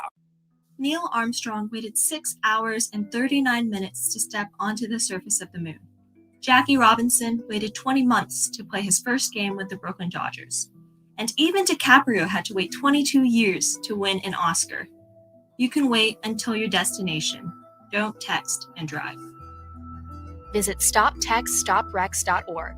A message brought to you by the National Highway Traffic Safety Administration, Project Yellow Light, and the Ad Council. Rosie's Sports Bar and Grill has been your go-to in South Lincoln for years. And their second location in downtown Lincoln is now open. Rosie's downtown spot is Lincoln's premier Nebraska party bar with the Sidetrack Band every Friday night of home games and all day for Nebraska home football games. With 34 TVs that are 65 inches or bigger, you'll always have a great view for all the games. Make sure to check out the new Rosie Sports Bar and Grill, now open in downtown Lincoln at 10th and P. A lot of work goes into making Nebraska, Nebraska. Keeping it green, helping it thrive, making it fun. Everything that goes into caring for our outdoors, from waters to wildlife, plays a big role in making Nebraska home. Learn how we help conserve our state's natural resources at outdoornebraska.org. Paid for by Nebraska Game and Parks. Aired with the Nebraska Broadcasters Association and this station. Freddy's Frozen Custard and Steak Burgers is all about the good and creating more of it. More drive-through celebrations, more weekend traditions, more family dinners and lunches, more car picnics and road trips, more desserts, maybe more second desserts. More celebrating being together as much as we can. There's always room for more good and more Freddy's. Keep the good going with a taste that brings you back.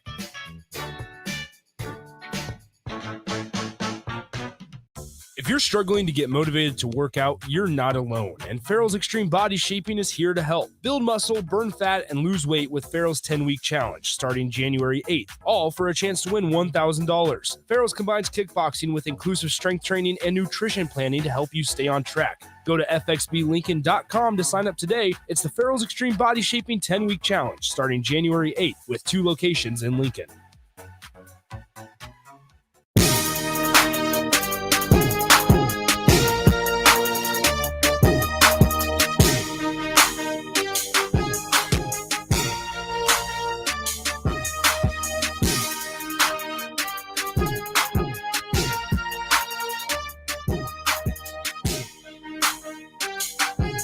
Yeah. And we back. 93.7 The Ticket. I am the captain, Vershan Jackson. On the phone, I got another legend, 4-time black shirt, TyroneBird.com, like I like to say. T-Bird, what's up, man? Hey, DJ, how you doing, my man? Man, I can't complain at all, man. I'm glad you graced us with your presence, man. What you up to? I'm in the office right now. I'm just was working off some stuff this morning, but you at the TyroneBird.com office? Say that again? You at the TyroneBird.com office? Yeah, so doing this insurance thing with State Farm. So there were some wildfires out here last week. So it was about 1,000 homes that burned down. So just here trying to make sure we're taking care of our customers. Nate. I just talked to Nate the Skate. So yeah, I was listening to some of that. I got about the last 15 minutes. Okay, before I got the call. So T-Bird, talk to me for a minute. Before we even get into football, okay? Talk to me a little bit about TyroneBird.com, and talk to me about what type of insurance, where you at. Let the Husker fans kind of know what you got going. Sounds good. So I reside here in Denver, Colorado. My office is about 12 miles northeast of downtown Denver. We just finished our 5th year with State Farm Insurance, and State Farm Insurance is the #1 auto insurer of auto, homeowners, and life insurance. And we also do small business insurance. And I have 2 employees. I have Tracy Schwer. She actually lives in West Point, Nebraska. We went to college together. and she lives there about an hour north of Omaha. So I'm based here in Colorado, but we're licensed in both Nebraska as well as Arizona. So we're able to sell those policies in all 3 states. Very, very, very nice. We look forward to working with you on 93.7 The Ticket. Now, T-Bird, talk to me about you from Chandler, Arizona, right? Correct. How in the world did you make it to chilly, cold, snowy Lincoln? How'd that happen? That's a good question. I'm still trying to figure that one out. Because on my recruiting trip, it was the second time I ever saw snow. And it was 2 degrees. The wind chill was about 40 below. And my mom actually flew out to Nebraska on my recruiting trip with me. And she was sitting at the Cornhusker Hotel, now the Marriott, and in front of a fire, having room service. She's enjoying her trip. And you just got off the phone with Nate. He's actually my host. So Nate had picked me up and took me around, and I'm freezing. I don't even have a winter coat. I don't have gloves, and I am freezing my tail off. So I have no idea why I ended up at Nebraska. What did you know, though? What did you know? Was my mom wanted me to go there. She trusted Coach Osborne. She said, he's the only honest coach that's recruiting you, and I believe you need to go to Nebraska. And that's all I needed to hear. You know, I was raised by an incredible mom, and that's what she wanted. So that's what I ended up doing. Coach Osborne put that Coach Osborne magic on the family. Absolutely. Yeah, because I'm telling you, man, it was crazy when Coach came to my house because it was all of my family. I had so much family in there that I had to walk out because it was just too loaded. But by the time my family was in there clapping for him and like, yeah, that's where you're going when we get through with everything. You're going to Nebraska if you get an opportunity. So yeah, he knew what he was doing. So he was able to get guys from everywhere. So he's a special man, and I feel honored to be able to say I ever played for him. So you make it to the university. It's your freshman year. What happens? So actually, in the All-Star game in Arizona, I was the defensive player of the year in the state of Arizona at that time, and I got injured. The third play in the All-Star game, it was a freak. I slipped. It was kind of muddy out there. It had rained that whole week, and I ended up slipping and had a lower injury in my leg. And I actually got to Nebraska on crutches, and they had to run some X-rays, and I figured out that I had a hairline fracture down in my lower leg. So I ended up getting redshirted. My goal was to come to Nebraska and make the traveling squad as a freshman, true freshman. They had the kickoff classic that year. It was 1988, and they were playing Texas A&M in New Jersey. So I was hoping to make that trip. So I was, geared up. Went through the playbook. I knew all the plays. I knew all the check calls, and I was ready to go. But then I ended up getting injured, came on crutches, and got redshirted. So I set out that whole year and just physically got ready, hit the weight room. Heard you guys talking about, Boyd, and I just hit that weight room all year and got ready for the 1989 season. So 1989, and again, those years were really, really critical for me because I was a young guy. I was probably 13, 14 years old, and I used to come to those games and watch you guys and just want to emulate myself after you guys. Talk about being a black shirt, what those practices look like at the universities back in those days, 89 to 92. So when I came in, I knew, hey, this is a top 10 team. Every year we had a chance to play for a championship, and everything goes well. No one gets injured, and we play as a team. We always had a shot, and that's why a lot of people went to the University of Nebraska back then.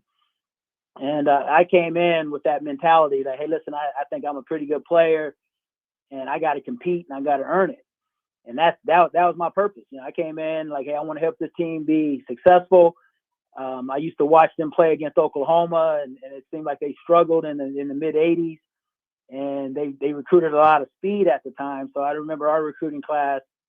A lot of the articles spoke about, hey, listen, we got more speed. We had guys like Tyrone Hughes that came in, Tyrone Leggett. They were in our Travis Hill, David White. Those guys were all in our recruiting class. So we came in. I think that the main focus is like, hey, listen, we need to beat Oklahoma year after year, and it get us a chance to get to the Orange Bowl and play for a championship. So I came in there understanding that, okay, this is why we're here. We're here to bring a championship to this team. And we brought a lot of talent in, but I know it's going to be competitive, and I'm a competitor. I want to win. And I'm like, hey, I think I got a pretty good shot of earning a black shirt. And that's what happened. Marvin Sanders was a senior that year, and we both earned a black shirt. He started the first few games, but in some of the games I actually played more. I had more possession, as far as getting in the game. I remember the second game we played Utah. I think I had 70 plays. He ended up having like 20 plays, but he actually started the game. And the whole time I just felt like, hey, listen, I'm the starter. I'm the guy.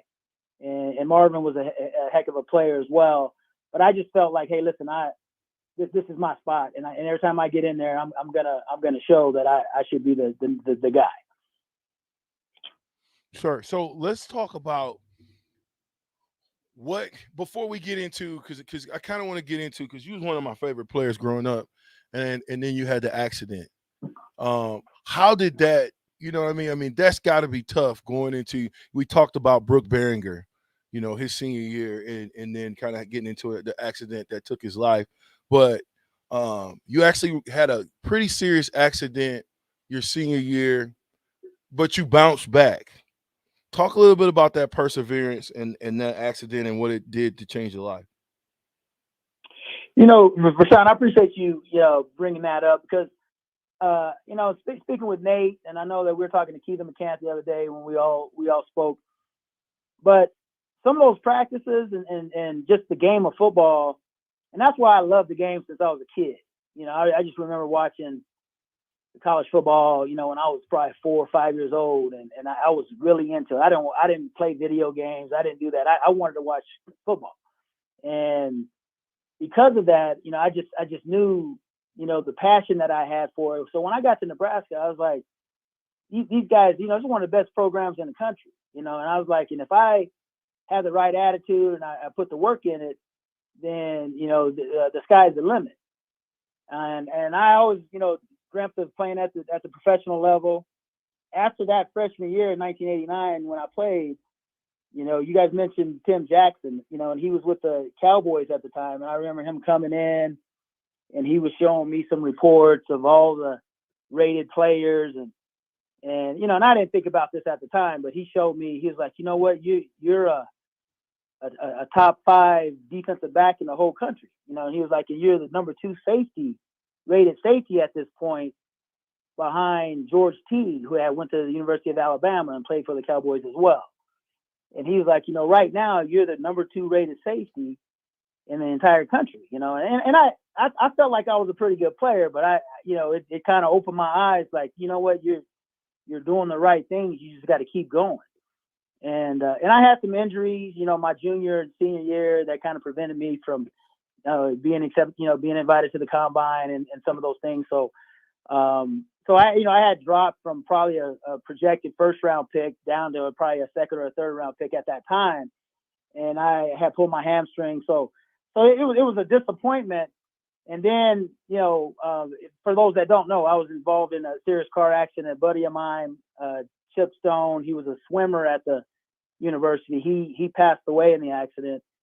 And that really opened my eyes as far as, hey, listen, he lost his life.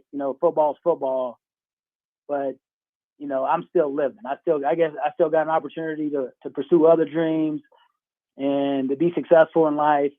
So that put things in perspective. When he actually passed away in the accident, he was about to graduate. He was the only child, and I felt bad for his parents and what they had to go through, compared to what I had to go through as a 23-year-old senior with an opportunity to play at the professional level. But life happens and things happen for a reason, and I feel like I've learned many lessons from that. But no, I had a really good career at Nebraska. I had a lot of great memories, a lot of great friends, and I'm just glad that we can even talk about these things now that I'm still alive to do it. Right. You know when that song come on, you know about this song? You heard that song? Which version? You talking about Stevie Wonder there. Can you hear that Stevie Wonder part-time lover? Yeah, dog. Hey, so listen, Tyrone, stick around with us for the next segment. I got to get ready to go to break. I appreciate you calling in because we got a couple more things I want to definitely touch on and talk about. It's Vershan Jackson. I'm with T Bird. It's The Ticket, 93.7. Beatrice Bakery has been serving Nebraska with one-of-a-kind grandma's fruitcake since 1964. You already know that, but did you know they offer way more than that? You've got to try their line of liqueur cakes, like the strawberry daiquiri cake or the vanilla rum cake. Or what about their breakfast breads, the banana nut bread, or their various streusel coffee cakes? Whatever the occasion, Beatrice Bakery has something for you. Oh yeah, and grandma's fruitcake? It's still pretty darn good. Beatrice Bakery, located in downtown Beatrice, or always online at beatricebakery.com. Welcome to our world of yum. Working at Continental of Lincoln isn't a job, it's a career. And right now, they're hiring for production operators at $21.72 an hour and other select jobs starting at $23.42 an hour, with wages growing up to $27.55 an hour. Continental also has salary jobs available with great benefits, plus medical and prescription costs at very low premiums. Dental, vision, and life insurance are offered at no premium cost to the associates. To learn more or apply, go to continentaljobs.com with keyword Lincoln. Come work at Continental today. Hi, this is Sean Callahan with Koppel Chevrolet GMC. New vehicle production has been increasing, but the lots will not be filling up anytime soon. In fact, most vehicles are being pre-sold and are leaving the same week as they arrive. If you want your new Chevrolet or GMC, this is a great time to build a vehicle and place an order. Our sales team will work right with you to build the exact vehicle you want. At Koppel, we appreciate your business and sell vehicles at a fair price. So come check us out or visit us online at koppelcars.com. Hi, Sean Callahan here of HuskerOnline.com, inviting you to join us here on 93.7 The Ticket every Saturday morning now in our new time. We're on from 8 to 9 with the weekly Husker Online radio show. We'll give you the latest in recruiting. We'll talk about what's going on with both football, basketball, and we'll probably share a few stories from the inside. It's every Saturday morning right here on 93.7 The Ticket. It's the Husker Online radio show from 8 to 9 a.m. Early break with Sip and Jake. I mean, so many things you turn on now. You say it ain't so. Miami's not playing in the Sun Bowl. Say it ain't so. Say it ain't so. Whoa, whoa. Sorry about that, Lincoln. And everybody. Pro Bowl here today, so you never know. Early break with Sip and Jake from 6 to 8 every weekday morning on 93.7 The Ticket. What are you doing, Sip? I thought the chickens could use some more light in their lives. So you're building what exactly? It's a motion-censored switchboard. Duh. Are you sure you know what you're doing? Of course. Ow! God! Ow! Seems like a job for a professional. Just one more wire. Yep, there you go, right there.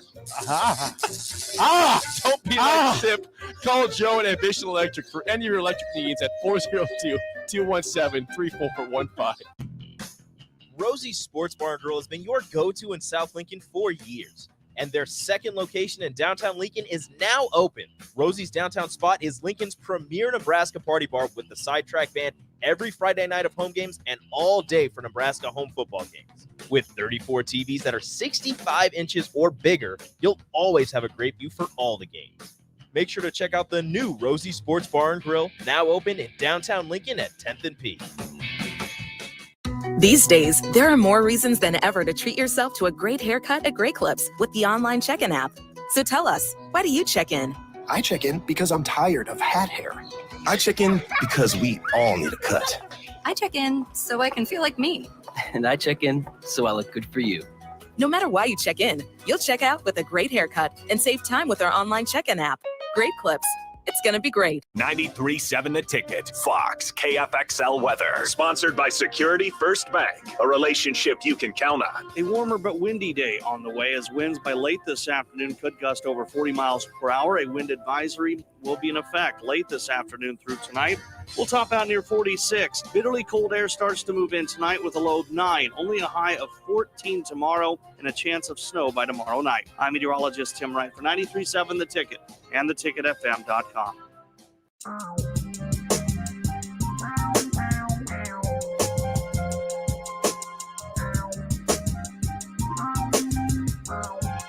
So fresh and so clean.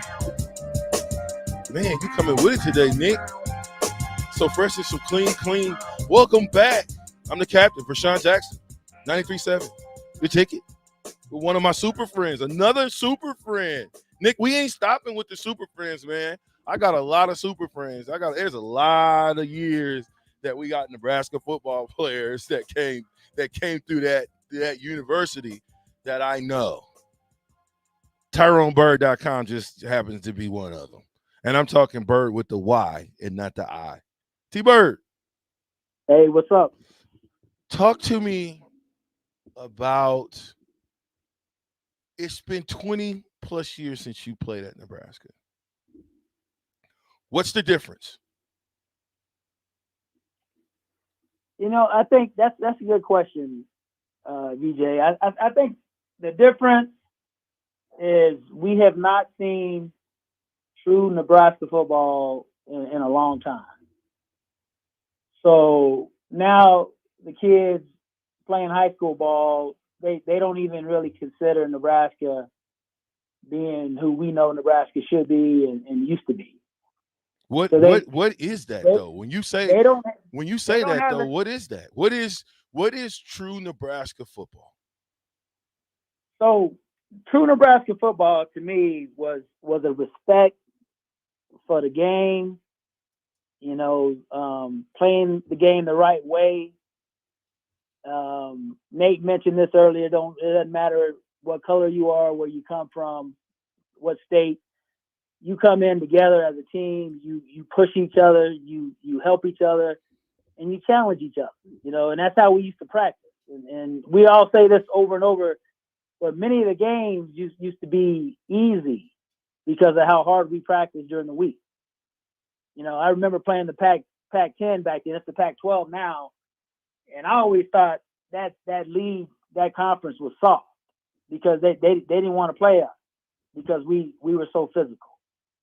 And that's how it used to be, and it's just hard to watch now because, we had guys, one of the guys that played after me that I think is probably the best defensive back ever in Nebraska history, Mike Brown, and he also is from Arizona. Mike Beasley. He used to set the tone when he came in.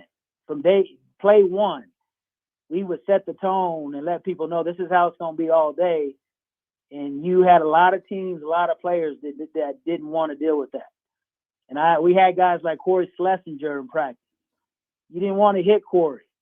And when you watch him in the fourth quarter against Miami in the 94 season, those defensive backs didn't want to hit him because he set the tone all game. And that's how you win championships.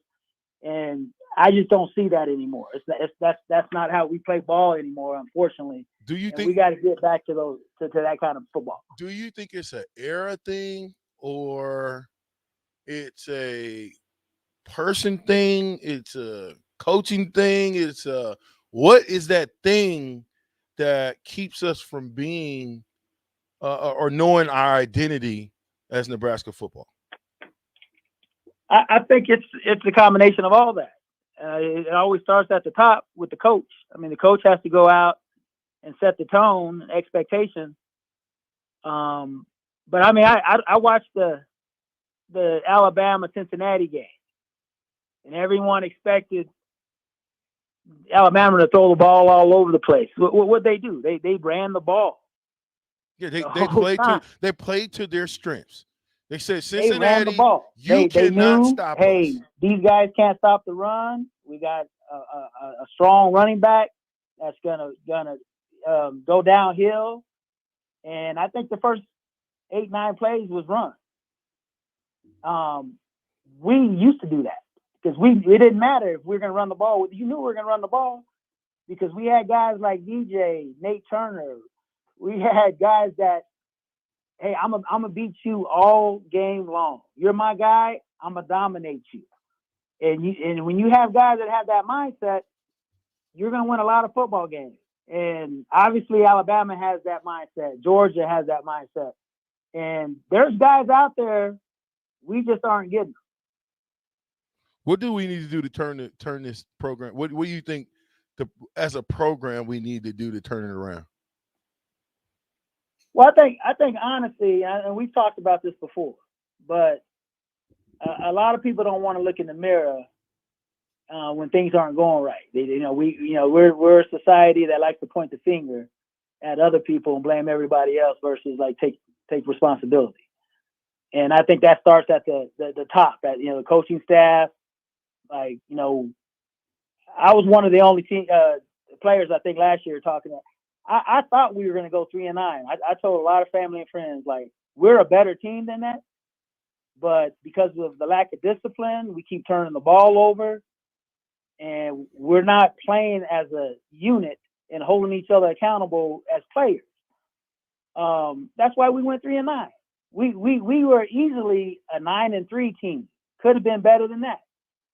But when you're not disciplined and people don't hold each other accountable and you can keep making the same mistakes over and over again and nothing gets said, then you get the same result. And that's, it's not that we don't have talent. And, Michigan played in the playoffs and we had them beat, but then again, we're marching down the score and turn the ball over again. And it just gets old. And I know back then I was the kind of player, I'm going to say something to you. Well, and I expect my teammates to do the same if I'm keep making the same mistakes over and over again. But that's just it. Back then, the players took more ownership of the team. There was times I got in trouble, didn't go to class, that I had some older guys calling me, talking about, hey, we need to talk to you. And and it didn't take them to talk to me more than twice before I understood that, okay, I need to take my butt to class so I don't have to have these conversations anymore. And I think that's what's missing is the players have to take more ownership of their football team and not let mediocrity set in and mediocrity set in and think that that's okay. That's not okay. It's not okay to be 3-9 at Nebraska. It's not okay. It's not okay to have a losing season at Nebraska. That's not okay. I agree 100%. VJ, if you're a competitor, I say this all the time. When I used to play pickup basketball, I would watch the guys before and say, hey, listen, that person sets picks, he rebounds, he plays defense. He probably can't shoot, but I'll score because I'm trying to win. So I want that guy on my team because he's going to do all the dirty work because I'm trying to win. I don't care who looks good. Who's going to do the dirty work and help us win championships? And I don't think recruiting at Nebraska is focused on that right now. It's, oh, he's a 4-star. He looks good. He's 6'3", 240-pound linebacker. But when you put on the tape, is he making every tackle? Is he dominating? Whether they're winning or losing. And I just don't see that happening. We're not getting those kind of guys. Like the Baron Miles that comes in and is undersized, but just dominates a game, blocks almost every punt because he wants to win. Like, are we getting those kids? I just don't think we're getting those kids anymore. Is it? I know. You think it's just the directional thing, or is it just more of a we just don't get it? Part of me believes that some people, if you don't know, you really don't know. Like, and I just think some of the coaching staff that we've had in the last few years, and this is not just on Scott. I just think for the last 15, 20 years, a lot of those coaches don't understand who the competitors are. Those kids that might be undersized, Nate called them dogs. Those guys that, I don't care, they got fight in them. They'll fight you all day. I don't care what size. We had guys like Ernie Beeler on our team. Oof. That'll fight you. Toby Wright, that'll fight you all day long. Like I said, I mentioned Corey Schlesinger earlier. Then we always mention, LP. I didn't get to play with him, but I knew he was a guy you didn't want to fight him. And that's how you take over games and dominate other teams. And we just don't have those guys. We have a lot of athletic guys, but I bet the vast majority of them never been in a physical fight where they had to fight to survive. Wow. You heard it right here, man. TyroneBird.com. If you're looking for insurance, TyroneBird.com. Tyrone, I need you to come back, man. I got another one more guest I gotta hit at the top of the hour, but I feel like we kind of it's unfinished business here. Absolutely. I'm here for you. We got this bond that'll never die. The Nebraska, like I said, the true Nebraska football. There's a lot of fans out there. I just feel sorry for the fans because they got the best fans in the world, and we're just not getting what we deserve. And I hope soon that we'll get back to playing the kind of football that we can all be proud of. Perfect. Hey, Tyrone, give me your best Go Big Red, man. Go Big Red! Yeah! Hey, I'm with Tyrone Bird. He's on the Honda of Lincoln hotline, 464-5685. If you want to text, Sauter Heyman hotline, 464-5685. I'm Vershan Jackson. It's the captain. We're on the ticket, 93.7. Let's go.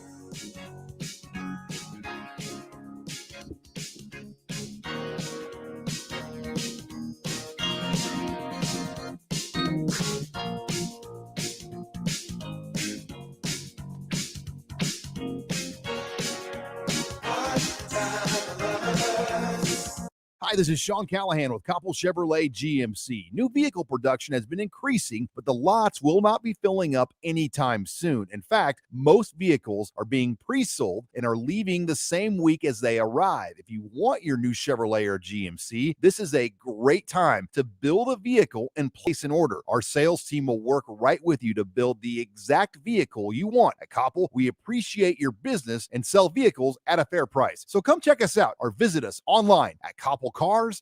Happy Hour with Nick Sainert and Enrique Alvarez Clary. The likelihood that you're going to have a guy that's as talented or even a step up from what you shipped away in Adrian Martinez, right? That's slim. You're going to have to conform your offense, your game plan to this quarterback, and this quarterback and all those guys on that offensive side of the ball are going to have to buy in this season. And that's one thing, right, is that this coaching staff has to relay that message that there is no choice. Yeah. You're either bought in or we're going to do this thing without you. Weekdays from 2 to 3 on 93.7 The Ticket and theticketfm.com. These days, there are more reasons than ever to treat yourself to a great haircut at Great Clips with the online check-in app. So tell us, why do you check in?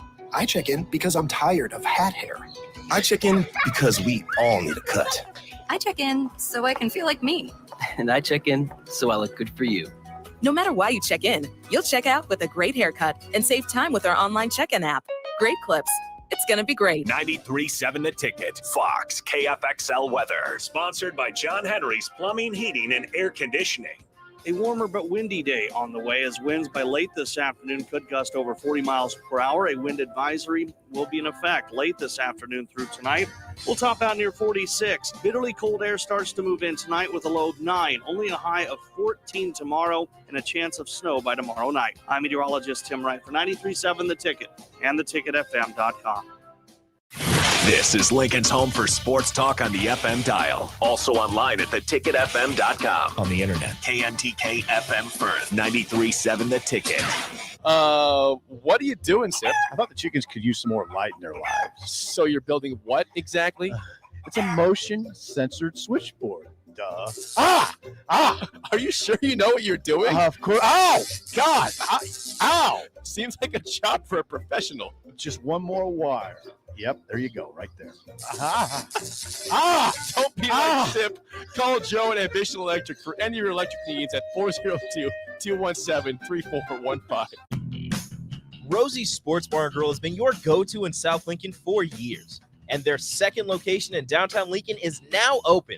Rosie's downtown spot is Lincoln's premier Nebraska party bar with the sidetrack band every Friday night of home games and all day for Nebraska home football games. With 34 TVs that are 65 inches or bigger, you'll always have a great view for all the games.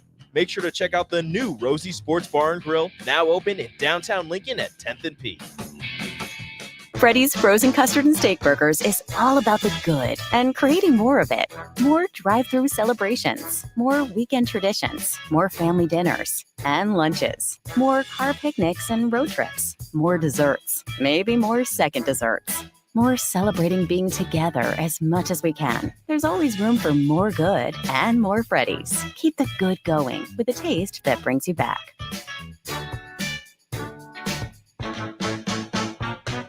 Early break with Sip and Jake. I mean, so many things you turn on now. You say it ain't so. Miami's not playing in the Sun Bowl. Say it ain't so. Say it ain't so. Whoa, whoa. Sorry about that, Lincoln. And everybody. promo here today, so you never know. Early break with Sip and Jake from 6 to 8 every weekday morning on 93.7 The Ticket. Old school with DP and J. I understand it. It is a different generation. I think majority of the guys, the majority of the kids coming out of high school, they don't love football. The high majority, you can just see how they play, and they're probably better athletes depth-wise. But why would they love the sport of football when they get everything that you would get out of performing at a high level with average input? On 93.7 The Ticket and theticketfm.com. Working at Continental in Lincoln isn't a job, it's a career. And right now, they're hiring for production operators at $21.72 an hour and other select jobs starting at $23.42 an hour, with wages growing up to $27.55 an hour. Continental also has salary jobs available with great benefits, plus medical and prescription costs at very low premiums. Dental, vision, and life insurance are offered at no premium cost to the associates. To learn more or apply, go to continentaljobs.com with keyword Lincoln. Come work at Continental today. Hi, Sean Callahan here of HuskerOnline.com, inviting you to join us here on 93.7 The Ticket every Saturday morning. Now in our new time, we're on from 8 to 9 with the weekly Husker Online radio show. We'll give you the latest in recruiting. We'll talk about what's going on with both football, basketball, and we'll probably share a few stories from the inside. It's every Saturday morning right here on 93.7 The Ticket. It's the Husker Online radio show from 8 to 9 a.m. This is 93.7 The Ticket. Look at me, sure. Look at me, sure. I'm the captain now. Three-time national champion Vershan Jackson. Oh, got a bunch all alone is Vershan Jackson. And Vershan will get it to the 24-yard line. Coming at you live from the Coppels Chevrolet GMC studios in the heart of Lincoln, America. On air and online at theticketfm.com. Here he is, Vershan Jackson. Ah, yeah! Hey, hey, hey! It's Fun Albert, and I'm gonna sing a song for you. And we're gonna show you a thing or two. We're gonna show you a thing or two, folks.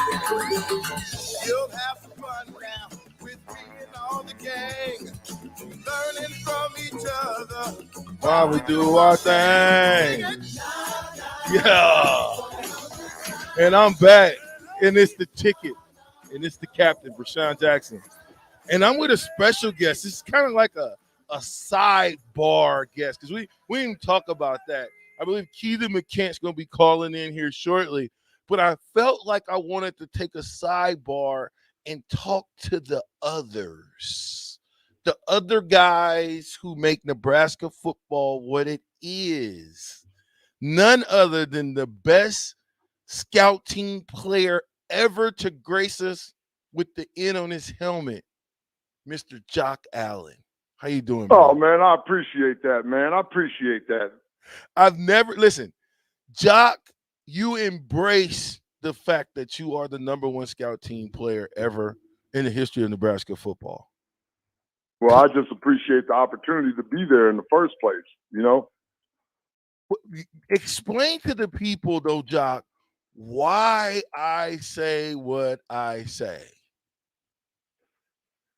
Okay. What people don't understand, you know, behind the scenes, you know, a lot of people see game day, right? They see on the field the players that they want to root for. They don't understand behind the scenes that there are players that have that same passion about the game that their black shirts do, that their starters do. Okay? And their jobs, whether it be offense or defense, is to make them look bad. That was our job, was to make them look bad, to make them better. To make them better. Now, Jock, there's a lot of times now. I don't know how many people would have gotten away with throwing the ball out of the stadium, but I remember so many times, Jock. What gave you the idea that after you burned one of the black shirts to throw the ball out of the stadium? What was that about? Well, what that was about was because it was happening more than 5 times a practice. Okay. These are the black shirts, the epitome of Nebraska defense. And in my opinion, I was like, we're going to get blown out. You knew what we were going to do. If I can still score with you knowing what I'm going to do, that was my sign of disrespect to them, because even knowing that you knew what I was going to do and I still scored, ball's going out of the stadium. So people don't necessarily understand what I mean when I say in 1995 we had the best scout team ever to put the pads on at Nebraska.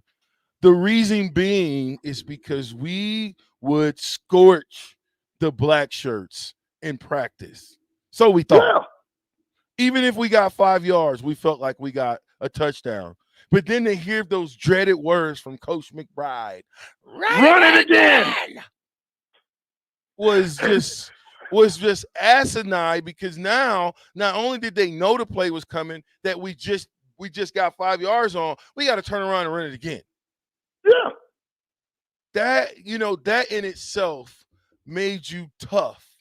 Now, Jock, I'm not going to keep you on the phone because I'm going to be calling you. I know that you're on the road a lot, so I'm going to be calling on you at different times to just come up with a scout team moment idea. Meaning, yes, sir. When we think scout team, a lot of times people think that that's like the bottom of the barrel, but I'm trying to tell people all the time, they're the most important people on that field. There it is. During practice week. The most That important. is the only way you get a picture. So when we used to come out there, I mean, when we were on scout team, we took so much pride in scout team that we would even wear the numbers of the people that we were playing against. Oh yeah, we put the emblems on our helmets, everything. It was our game inside the game for 2 years. For me, for 2 years, that was my game. I woke up thinking, what am I going to do to them black shirts over there? Right. How am I going to incite the riot? How am I going to embarrass them? Right. How am I going to let them know that they're not as good as they think they are? Right. How am I going to have Coach McBride yelling at me today? Exactly. Talking about that's not where it goes. And I'm like, Coach, I'm not running in there on the 32 dive. Right. They know it's a 32 dive. I'm bending that thing back. Is over the top. Your linebacker has moved out to the flat. Why I'm going to keep running into the safety? I'm going to sit down because that's what they're going to do in the game. Okay? Jock, when we talk about recruiting and we talk about Coach Osborne and how he recruited, do you think he recruited athletes or positional players?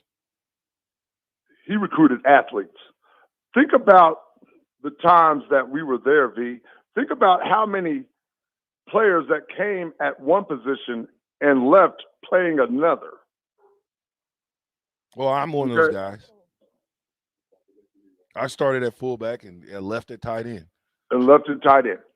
Okay. And Tony Phelan came in as a quarterback, left as a free safety. And the only Jamel Williams came as a running back, left as a running back, and ended up playing linebacker. Yeah, so you can't. So when we look at development of players, developing players just means that you put a player in the best position to help the football team, right? To win. Didn't matter if he plays out of position or not. At the bottom of at the end of the day, the bottom line is to win. It is to win. What do you see when you see Nebraska football now?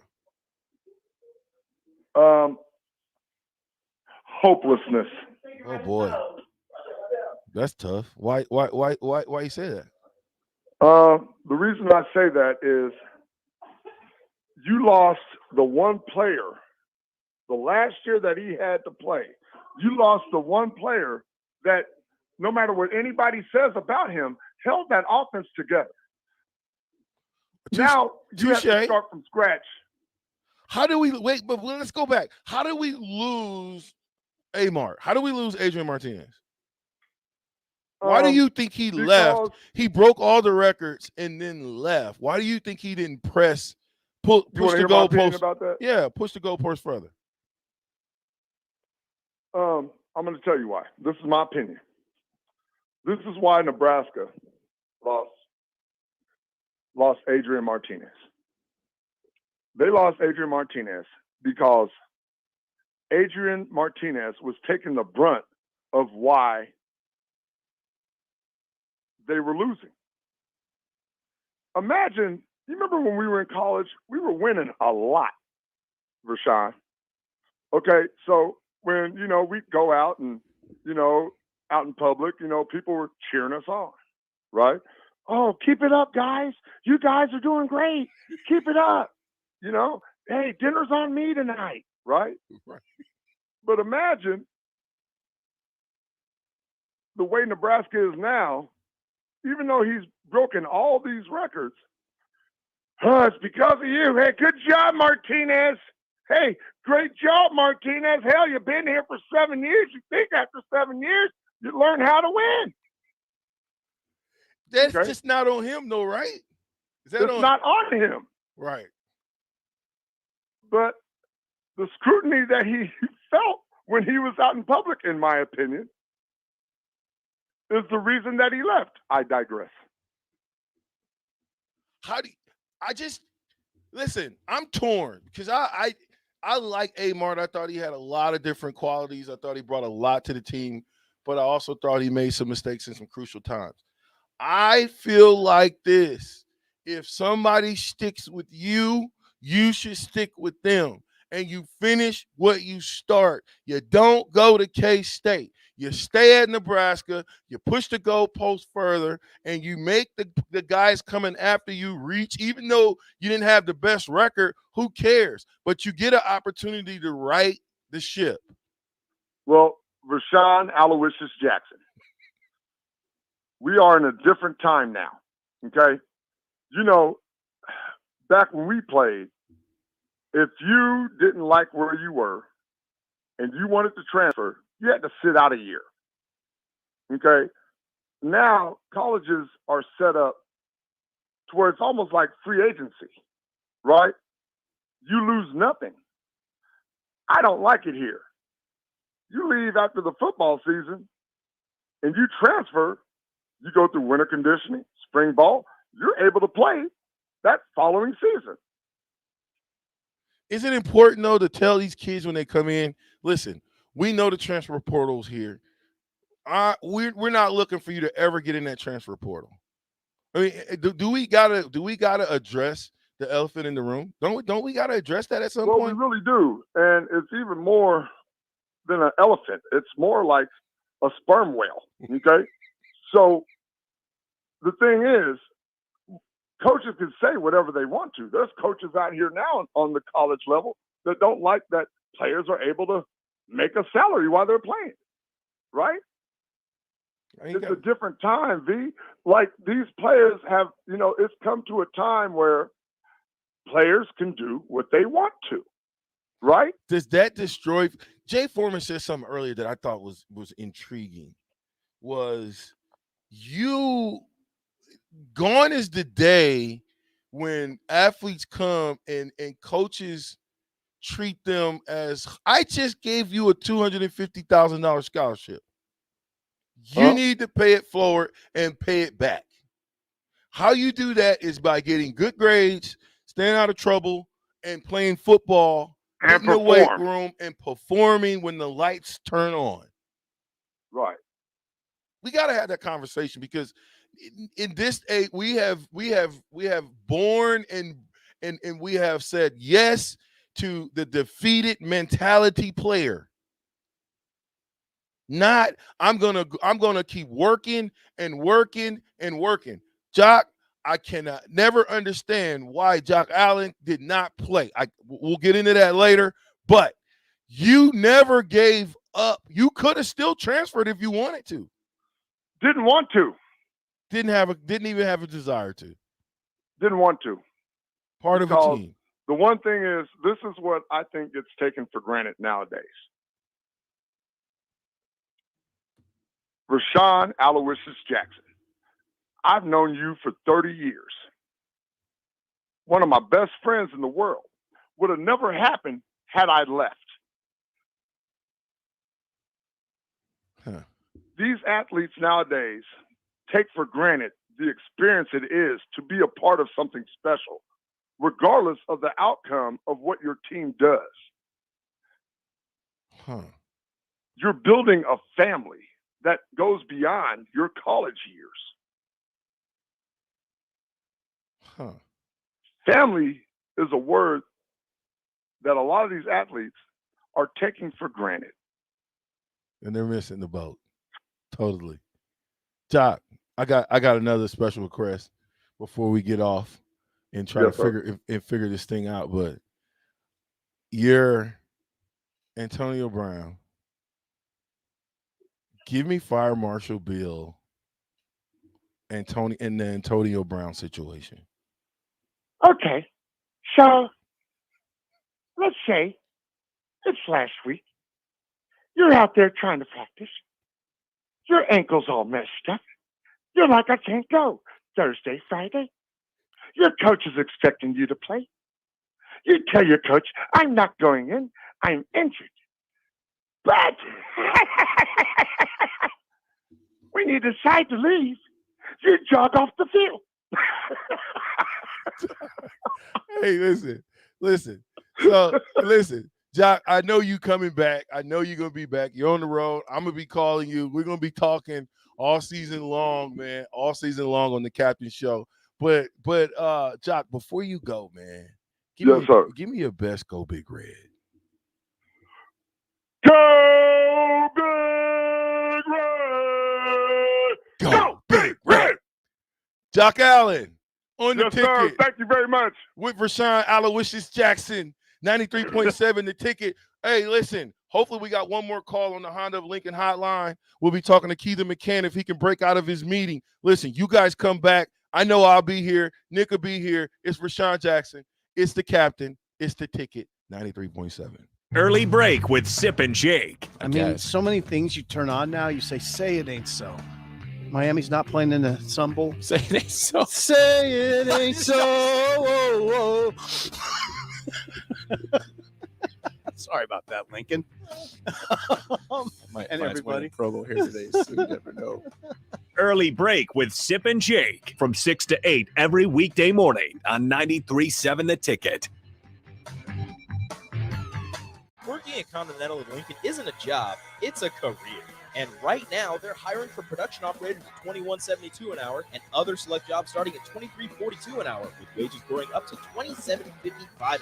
Continental also has salary jobs available with great benefits, plus medical and prescription costs at very low premiums.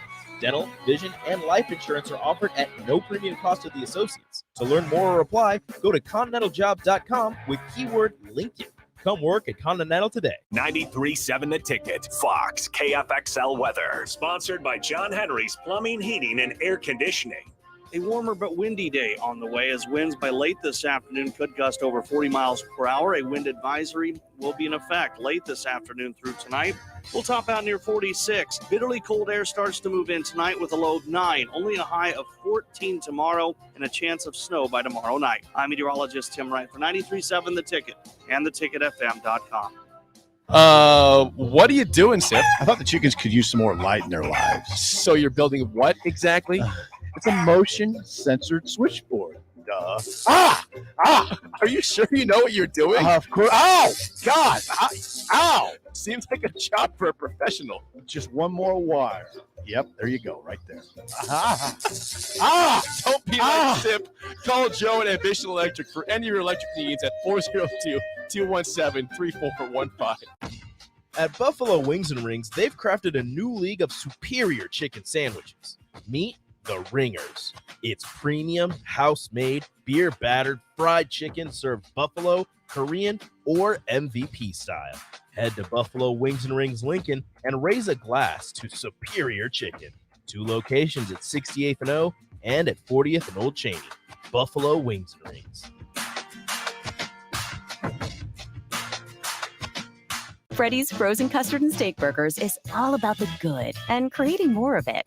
More drive-through celebrations, more weekend traditions, more family dinners and lunches, more car picnics and road trips, more desserts, maybe more second desserts, more celebrating being together as much as we can. There's always room for more good and more Freddy's. Keep the good going with a taste that brings you back. Old School with DP and J. I understand it. It is a different generation. I think majority of the guys, the majority of the kids coming out of high school, they don't love football.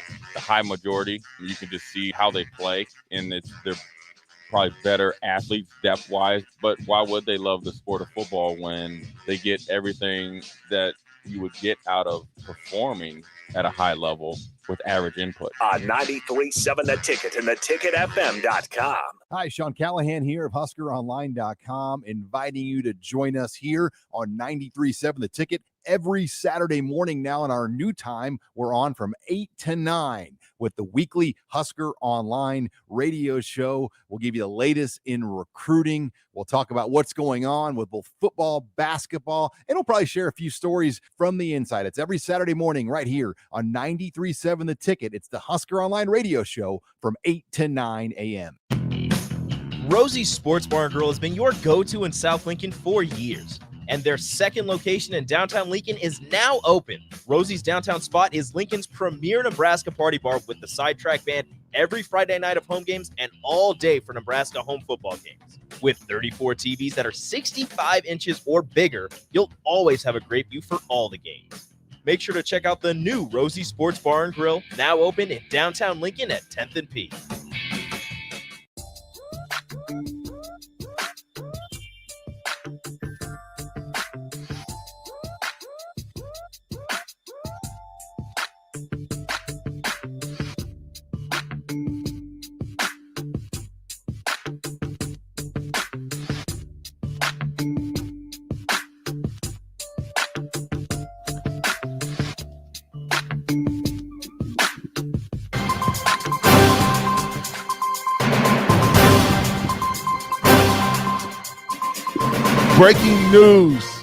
Breaking news, Ticket fans, the Ticket fans. The captain is going to break some news right now. Nadab Joseph, a top 100 recruit out of Miami, no longer with the program. He's out of there. Finito. He's gone. Transfer portal. He gone. Strikes again. Yep. It's like a snake. Came up and bit Nebraska again. The Cobra. Coming right back. It is what it is. I mean, it is. I mean, listen, like it's crowded. It's wild though, because now it's. I mean, my reaction when I read it while you were on the phone there, still, it was like, all right, there's another one. We're at that point where it feels like, okay, somebody new entered the portal today. Hey, listen, you got to find another one bites the dust for me. I'll find it during the break. Yes, we'll get another one bites the dust. Okay, because every time one gets in the transfer portal, that's what we're playing. I mean, am I wrong though? It's that whole thought of just okay, another one. Listen, well, so it would be hard of options. We talked about this. You know, they've got 6 DBs in the 2022 class. Mm-hmm. Okay, you got Gould, Player of the Year in New Jersey. You got Martin. You got, I believe, Malcolm Harton or Hartzko or however you say it. Yeah, Hartzog, I believe. Hartzog. Okay, you got Gage, and then you got Deshaun Singleton in the transfer portal. JUCO guy. Yeah, JUCO guy, and then you also have, the Tommy Hill, yeah, from Arizona State. Okay, transfer portal. Yeah. Okay. Now, what we know, possibly add another one. Yeah, JUCO transfer portal. JUCO transfer portal. We know we use those guys from JUCO and the transfer portal. So if you're a younger guy, you've been at the university for 2 years, you're on scout team your first year, maybe you're on scout team your second year, and then they're bringing in guys that are guys, you get a little antsy a little bit. Yeah. Well, and it kind of just speaks. And the Dab's a guy. He's had injury issues. I know he only got to play. I was reading. He only got to play 5 games at Independence Community College. I believe he was signed to go to Georgia before then went to Independence in Kansas. Only played in 5 games because of injury. Never cracked the rotation at Nebraska because of injury, and maybe just guys that were. Think about why the did we experience recruit secondary. him? Why? Well, think about that. A guy. That's an interesting question there. If you're VJ? hurt, if you only made it 5 games at a JUCO squad, yeah. Why did we say it was important that we pick you up? Because 9 times out of 10, if a guy is hurt, then he's going to be hurt now. I mean, you can't make the club in the tub. Yeah, it's not going to work.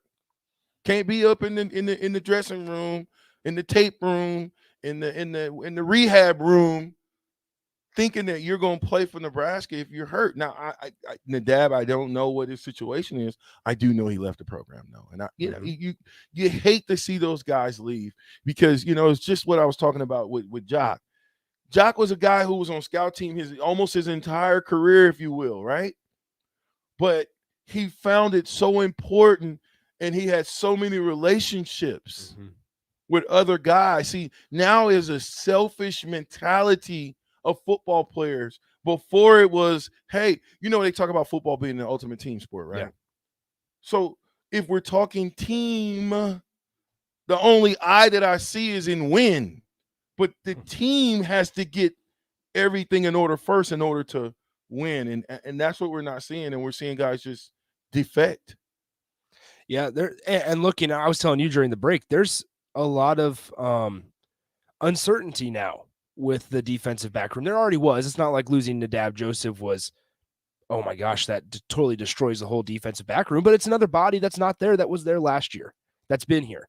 Yeah, and they were on studs. Yeah. Cam Taylor-Britt, you talked about. Yeah, Cam Taylor-Britt, Deontay Williams, Markel Dismuke, gone. Quentin Newsome, definitely, he was starting last year. Is he Cam Taylor-Britt? Is he a Deontay Williams? We'll see. It's a question mark, right? If he understands his worth, what he will understand what we're losing, and that we got to find the next guy. It's an opportunity. Look at it as an opportunity. Come on, Q. You the guy, Q. You and Farmer. But yeah, exactly. Now you can look throughout that whole room and say, all right, if you're Gage Stanger from Millard South, Omaha kid, right? Millard, I guess, if you want to be technical about it. Braxton Clark dealt with injuries, finally is starting to crack the rotation if he stays healthy, right? Noah Pola Gates, another high-level recruit everybody's been excited about out of Arizona, hasn't been able to crack the rotation. But there's been opportunities, and we can dive down this rabbit hole. Special teams. Special teams is a way for guys that are farther down on the depth chart to make a name, not only make a name for themselves, get experience, and embrace the opportunity. But see, Nick, if you're talking special teams, you're talking team. See? There's some guys. It's a rabbit hole. Look at those guys at running back that left. Why wouldn't we have used them as special teams?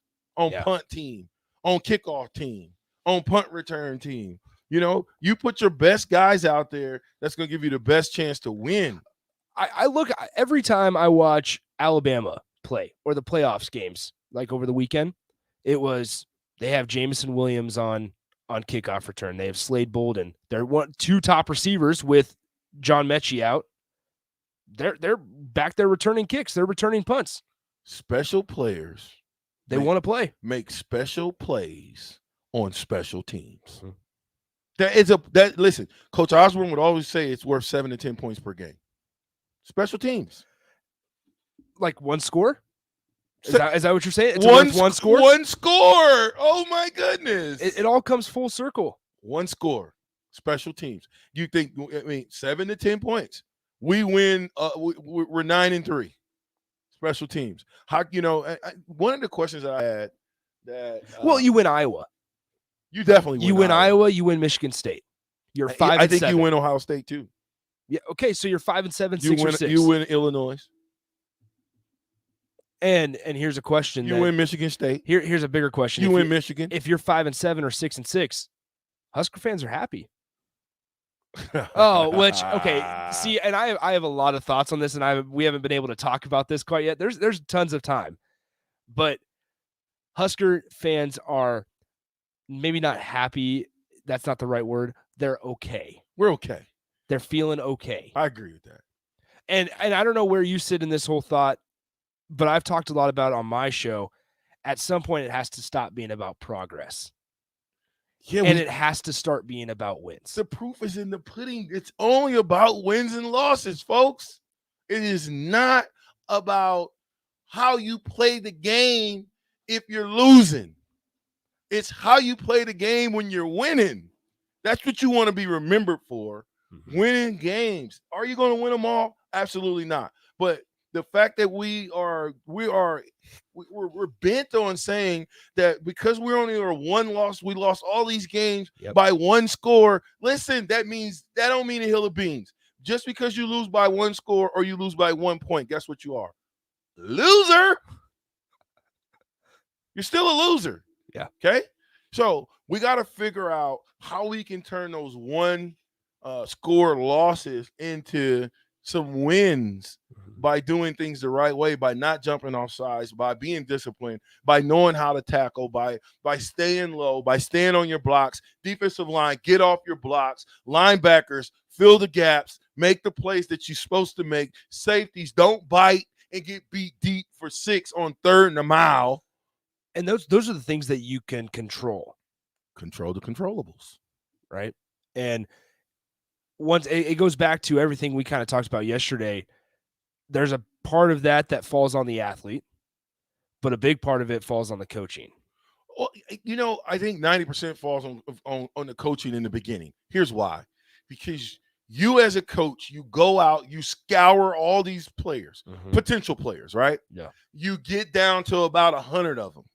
Then you scour them a little bit more. You scrutinize them more. You get down to about 30 to 40 players that you say, okay, these guys are on my board. I want this guy. If this guy gets taken by USC, we'll go back down to this guy. And you keep going all the way till you figure out these are the guys who I want to go into their homes. I want to talk to mom and dad. I want to convince them to come to my university to play for me. That all, and yeah, you're first of all, yes. Second of all, then when you want to fast forward to when they're on campus, right, and in a game situation on a Saturday afternoon, you got to continue that thought by putting them in positions to be successful. Absolutely, you can't. And so that's my whole thing of if we want to continue this thought of special teams, I guess, if you're not putting the players that are the best on your team at special teams on special teams, then it's almost a disservice, not only to the athlete, but to the program.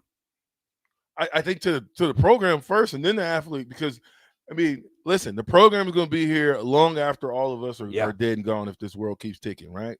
Program will still be there. So you're exactly right. You gotta look at the program first, but then you got to look at the development of the kid second and say, hey, you get people involved in special teams, they feel like they're a part of the team. When you have a guy that's a running back that maybe sitting on the bench, he's buried on the bench, but maybe he's a good athlete and he can help you on special teams, you throw him out there. Coach Osborne played his best players on special teams. I'm telling you that right now. Best players play special teams.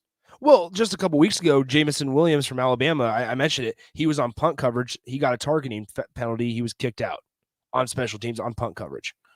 So like that's what I'm saying. Like I'm not saying that as a argument to not play them, but I'm saying they are playing them at places like Alabama, at those top tier programs, because they don't care, because they're going to play hard, and they don't care. They don't care if they're a wide receiver first and special teams player second, because I would assume that a place like that, you got to give 100%, or else it's next man up. And Nick Saban's that guy with that mentality of, all right, if you don't want to be a part of this, we don't need you.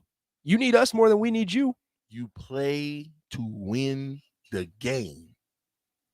You practice to win the game.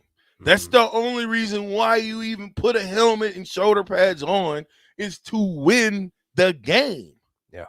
Period. And we have to get back to practicing to win the game, playing to win the game. But it starts in practice first. I mean, it just does, man. So I'm kind of sick to see Nadab Joseph leave. Yes. 1 second here. I got something for you. Uh-oh. There it is. My guy Nick. Shout out to Mark. Mark dropped this in there. He got another one. And another one. Another one bites the dust. Hey, we're gonna get you too. Another one bites the dust. There it is. Nadab Joseph bit the dust. Out of there. Hey man, next man up. Ain't that what they say? Yeah, absolutely. Next man, somebody's got to be the next guy up. Yeah. Hey, look, we used to have 5 and 6 people deep, and I'm telling you, everybody wanted to be the guy. So you couldn't fall off. How big of a concern is it if the guys that are third on the depth chart, let's just go middle of the road, are okay with being third on the depth chart? It's not okay. That's not a good deal. Because they have to want to be the starter, because that's what pushes the starter to be greater. Competition? Competition. Hard work beats talent when talent don't work hard. Give me that hardworking guy. He doesn't have to be the most talented guy, but if he outworks his competition, I want that guy, because he's going to fight a little harder. He's going to give a little bit more. He's going to show you what Husker power really is. And listen, ticket fans, Husker power is the ability to go 150 miles an hour after you get tired. Let me say that again, Nick. Mm-hmm. You just worked out for 2.5 hours. I do it every day, twice a day. Somebody said, after your workout, we need you to go work out again for 2.5 hours. A lot of people would say, I've already worked out for 2.5 hours. I'm tired. I want something to eat. I don't know what to do. But the Husker power player says, let's go. Let's hit the weight pile again. And not only am I going to hit the weight pile again, I'm going to give you 3 hours. And I'm going to give you all above and beyond the Call of Duty, so that you know the next time you want to call me to the carpet and call me to go do a double workout, I'm going to make you question your decision to call me to go do that double workout, because I'm going to work you out harder than you thought you were going to work me out. That's how the ball, that's how the cookie crumbles. We've gotten a couple texts in the last couple minutes. One unnamed texter says both Michigan running backs play special teams. Yeah. Eric in Lincoln says this: does the coach fumble the football or the player? Just like basketball, does the coach miss the free throw or the player? It's more 50-50 blame to him. I like the 50-50 blame, but it's not, because the coaches get paid millions and hundreds of thousands of dollars to coach the players. The 18-year-old player that might not have ball technique, never learned how to know the 6-7 points on a ball, never knew to catch the X on a ball. That's for a coach to teach them how. That's why you call it a coach. A coach is nothing but a teacher of whatever sport they're playing. So I take more blame and I put it on the coach, because at the end of the day, if a kid dropped the ball in my offense, if he dropped multiple balls, you know what he's doing after practice, Nick? Catching balls. He's going to catch 200 balls before he goes in. And then if he continues to do it, now I got to figure out, does he need glasses? Is he wearing the wrong gloves? You know, I got to figure out, as the coach and the elder statesman, what's the problem? Well, and I've talked about a little bit. Mickey Joseph at his introductory press conference, he talked about how he doesn't want to overcoach players. That's another fine line that you kind of have to walk as a coach, is that you can't overcoach guys. You assess their strengths, you assess their weaknesses, and you develop their weaknesses and sharpen their strengths. That's exactly what Mickey Joseph said. Because he goes, I'm not going to go take at some guy's strengths and change them. He goes, why would I do that? That's overcoaching. That's something I don't need to do. I need to be focusing on what I need to develop in that athlete. And it's things like that, those little things that you don't think about is sometimes where you cross the line is coaches try to change it and conform an athlete to what they want. That's why you recruit the athlete for what you want. Mm-hmm. You already know going in, hey, I've looked at countless hours of this kid. I've watched him in this situation. One of the things I learned when I was in NFL that some of the NFL exec and coaches taught me was this. They said, it's so funny to us when we have guys that come out here, they want to play NFL ball, they want to make all this money, but then we're watching, the eye in the sky don't lie. We're watching how they pick their nose on the sideline. He said, and when I thought about that, that meant they're watching every aspect of what you do. Yeah. So what you do speaks so loud, you never have to open up your mouth. But as a coach, you're right. And okay, here, pause. That can go for both the player and the coach. Absolutely. Now, that's a 50-50 deal. What you do speaks so loud, you never have to open up your mouth, because the actions, what you learn, what you're doing on a day-to-day basis, nobody had to tell. The reason why we were champions was not because we did Boyd Epley's workout. It was because we did Boyd Epley's workout, and then we did more. We didn't just sit there and say, okay, we're going to do the minimum. So as a player has to have the right mindset to say, okay, coaches can only do so much. They can only spend so much time with me. Now I got to take what I've learned from the coaches and take it to another level. That's when you start to see the great players.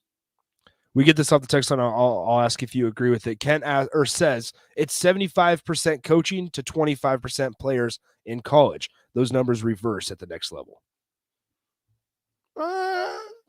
I like 75-25. I can't. It'd be hard for me to justify arguing that point. Mm-hmm. When you get to the league, I don't know necessarily that I buy that 25-75 in the league, because I learned more in the league than I did in college. Because when you get to the league, you don't have 130 players running around.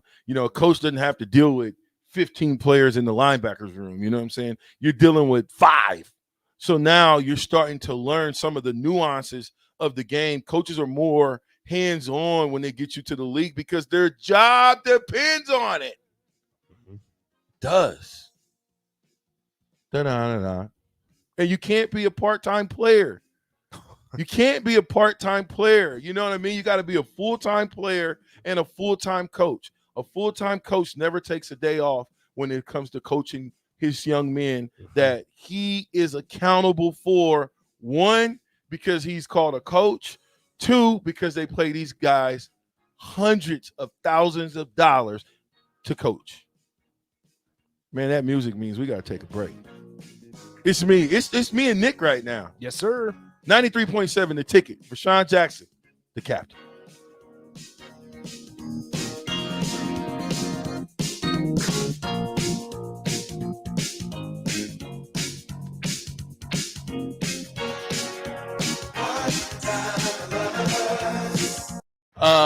What are you doing, Sip? I thought the chickens could use some more light in their lives. So you're building what exactly? It's a motion-censored switchboard. Duh. Are you sure you know what you're doing? Of course. Ow! God! Ow! Seems like a job for a professional. Just one more wire. Yep, there you go, right there. Don't be like Sip. Call Joe at Ambition Electric for any of your electric needs at 402-217-3415. Freddy's Frozen Custard and Steak Burgers is all about the good and creating more of it. More drive-through celebrations, more weekend traditions, more family dinners and lunches, more car picnics and road trips, more desserts, maybe more second desserts. More celebrating being together as much as we can. There's always room for more good and more Freddy's. Keep the good going with a taste that brings you back.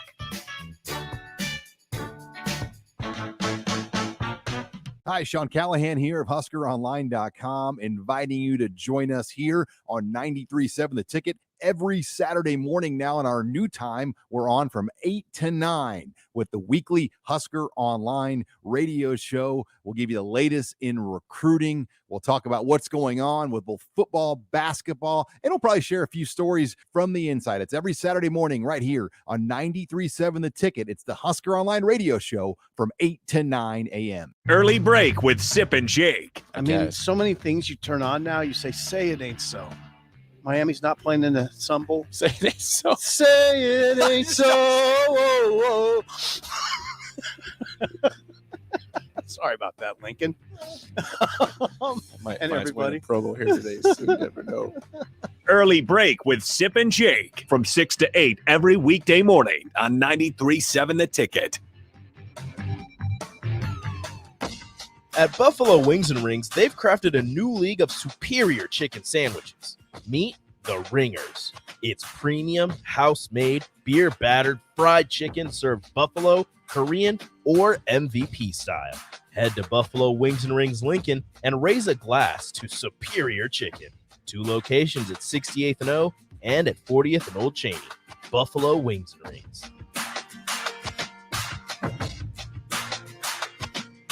Action Plumbing, Heating, Air, and Electric always makes safety a top priority for our home and office. In under just 1 hour, their team installed the state-of-the-art air scrubber system directly into our existing HVAC ductwork. This technology purifies the air and reduces exposure to common bacteria and viruses, creating a safer breathing environment for my family. Action delivers honest quality services we can count on. To learn more, visit actionlincoln.com.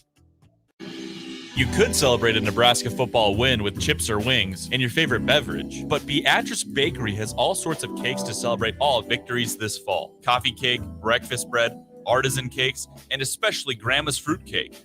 No one remembers who brought the chips, but everyone remembers who brought the cake. Make your parties memorable and your Mondays at the office better with cakes from Beatrice Bakery. They ship nationwide. Check out BeatriceBakery.com, proud sponsors of the Nebraska Shrine Bowl. Welcome to our world of yum.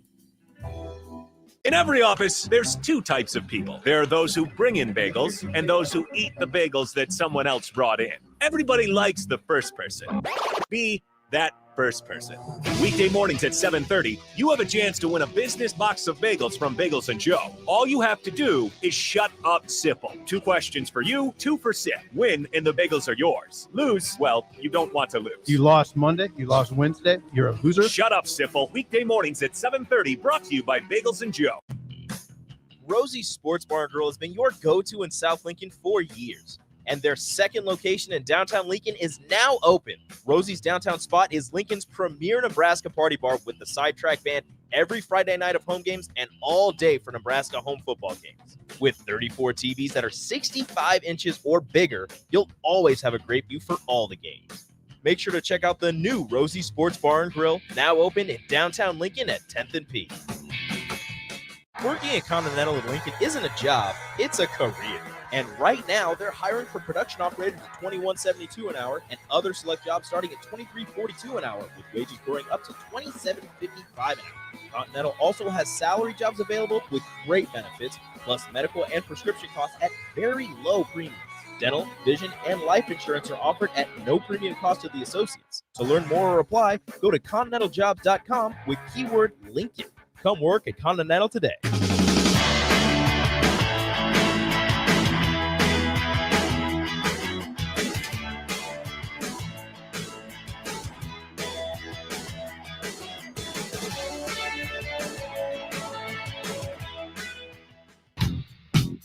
Yeah. What was his name, Nick? What was his name that asked that question? Oh, let me ask it. What was his name that asked that question? We want to make sure we address him. That was a great question. Unnamed texter. Okay, so anyway, mystery texter. Joe Burrow, Jalen Hurts. Hold on, we gotta say the name because they don't know the question. Other than Wandale, how many people in the last 8 to 10 years have become something from transferring? And it didn't take me long to come up with some guys. Okay, Joe Burrow, Jalen Hurts, Tristan Jebbia, Avery Roberts, Tyjon Lindsey, Marcus Fleming.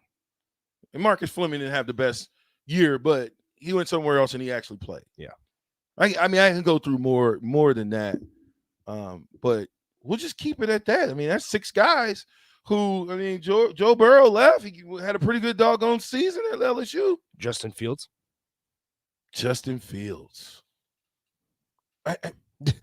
Said, hey, man, we're not going to play you. We're going to play Jake Fromm over you. All right, I'll go to Ohio State. I think it worked out well Look for what him. happened. Jalen Hurts, Alabama, said, hey, Tua, and Tua was fine. It's not like they benched him for a bad thing, but bench Jalen Hurts, go to Oklahoma, you do just fine. Baller. You're in the NFL. Baller. Jameson Williams left Ohio State, now at Alabama. Baller. It's doable. You can leave and go somewhere else and be a baller. It's not just the Wan'Dale Robinsons of the world. I mean, and I'm not going to call that a one-off because he is a phenomenal football player. We knew that. You don't become a true freshman and come in and play as a true freshman and ball out, and you're not phenomenal. What about Baker Mayfield?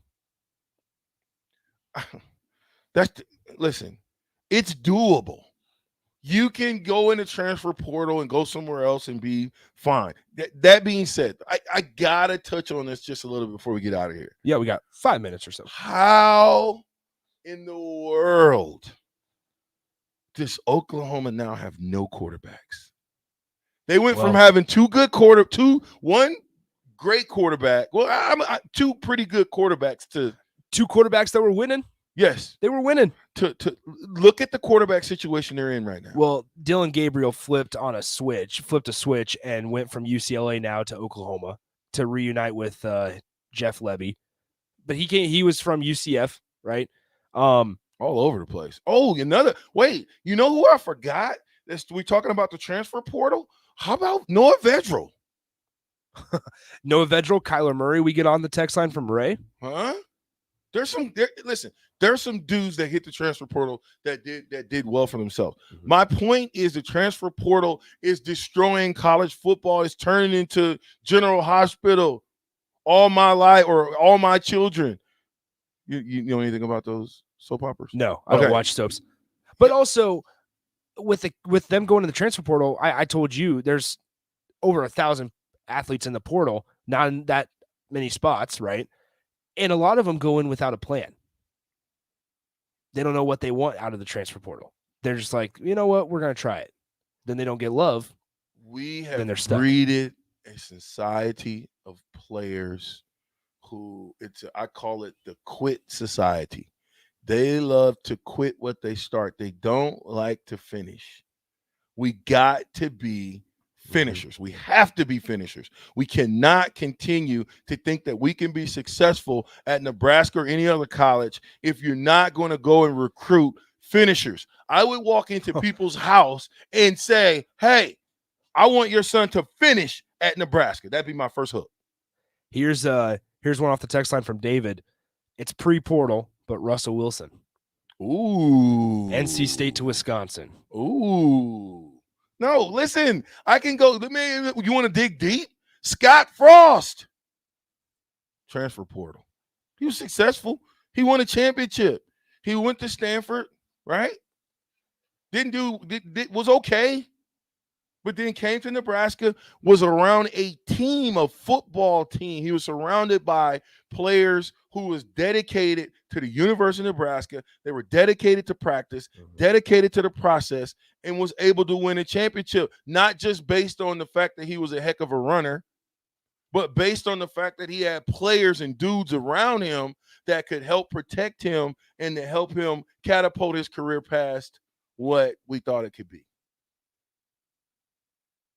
It's the portal, y'all. We got to do better. We got to figure this out.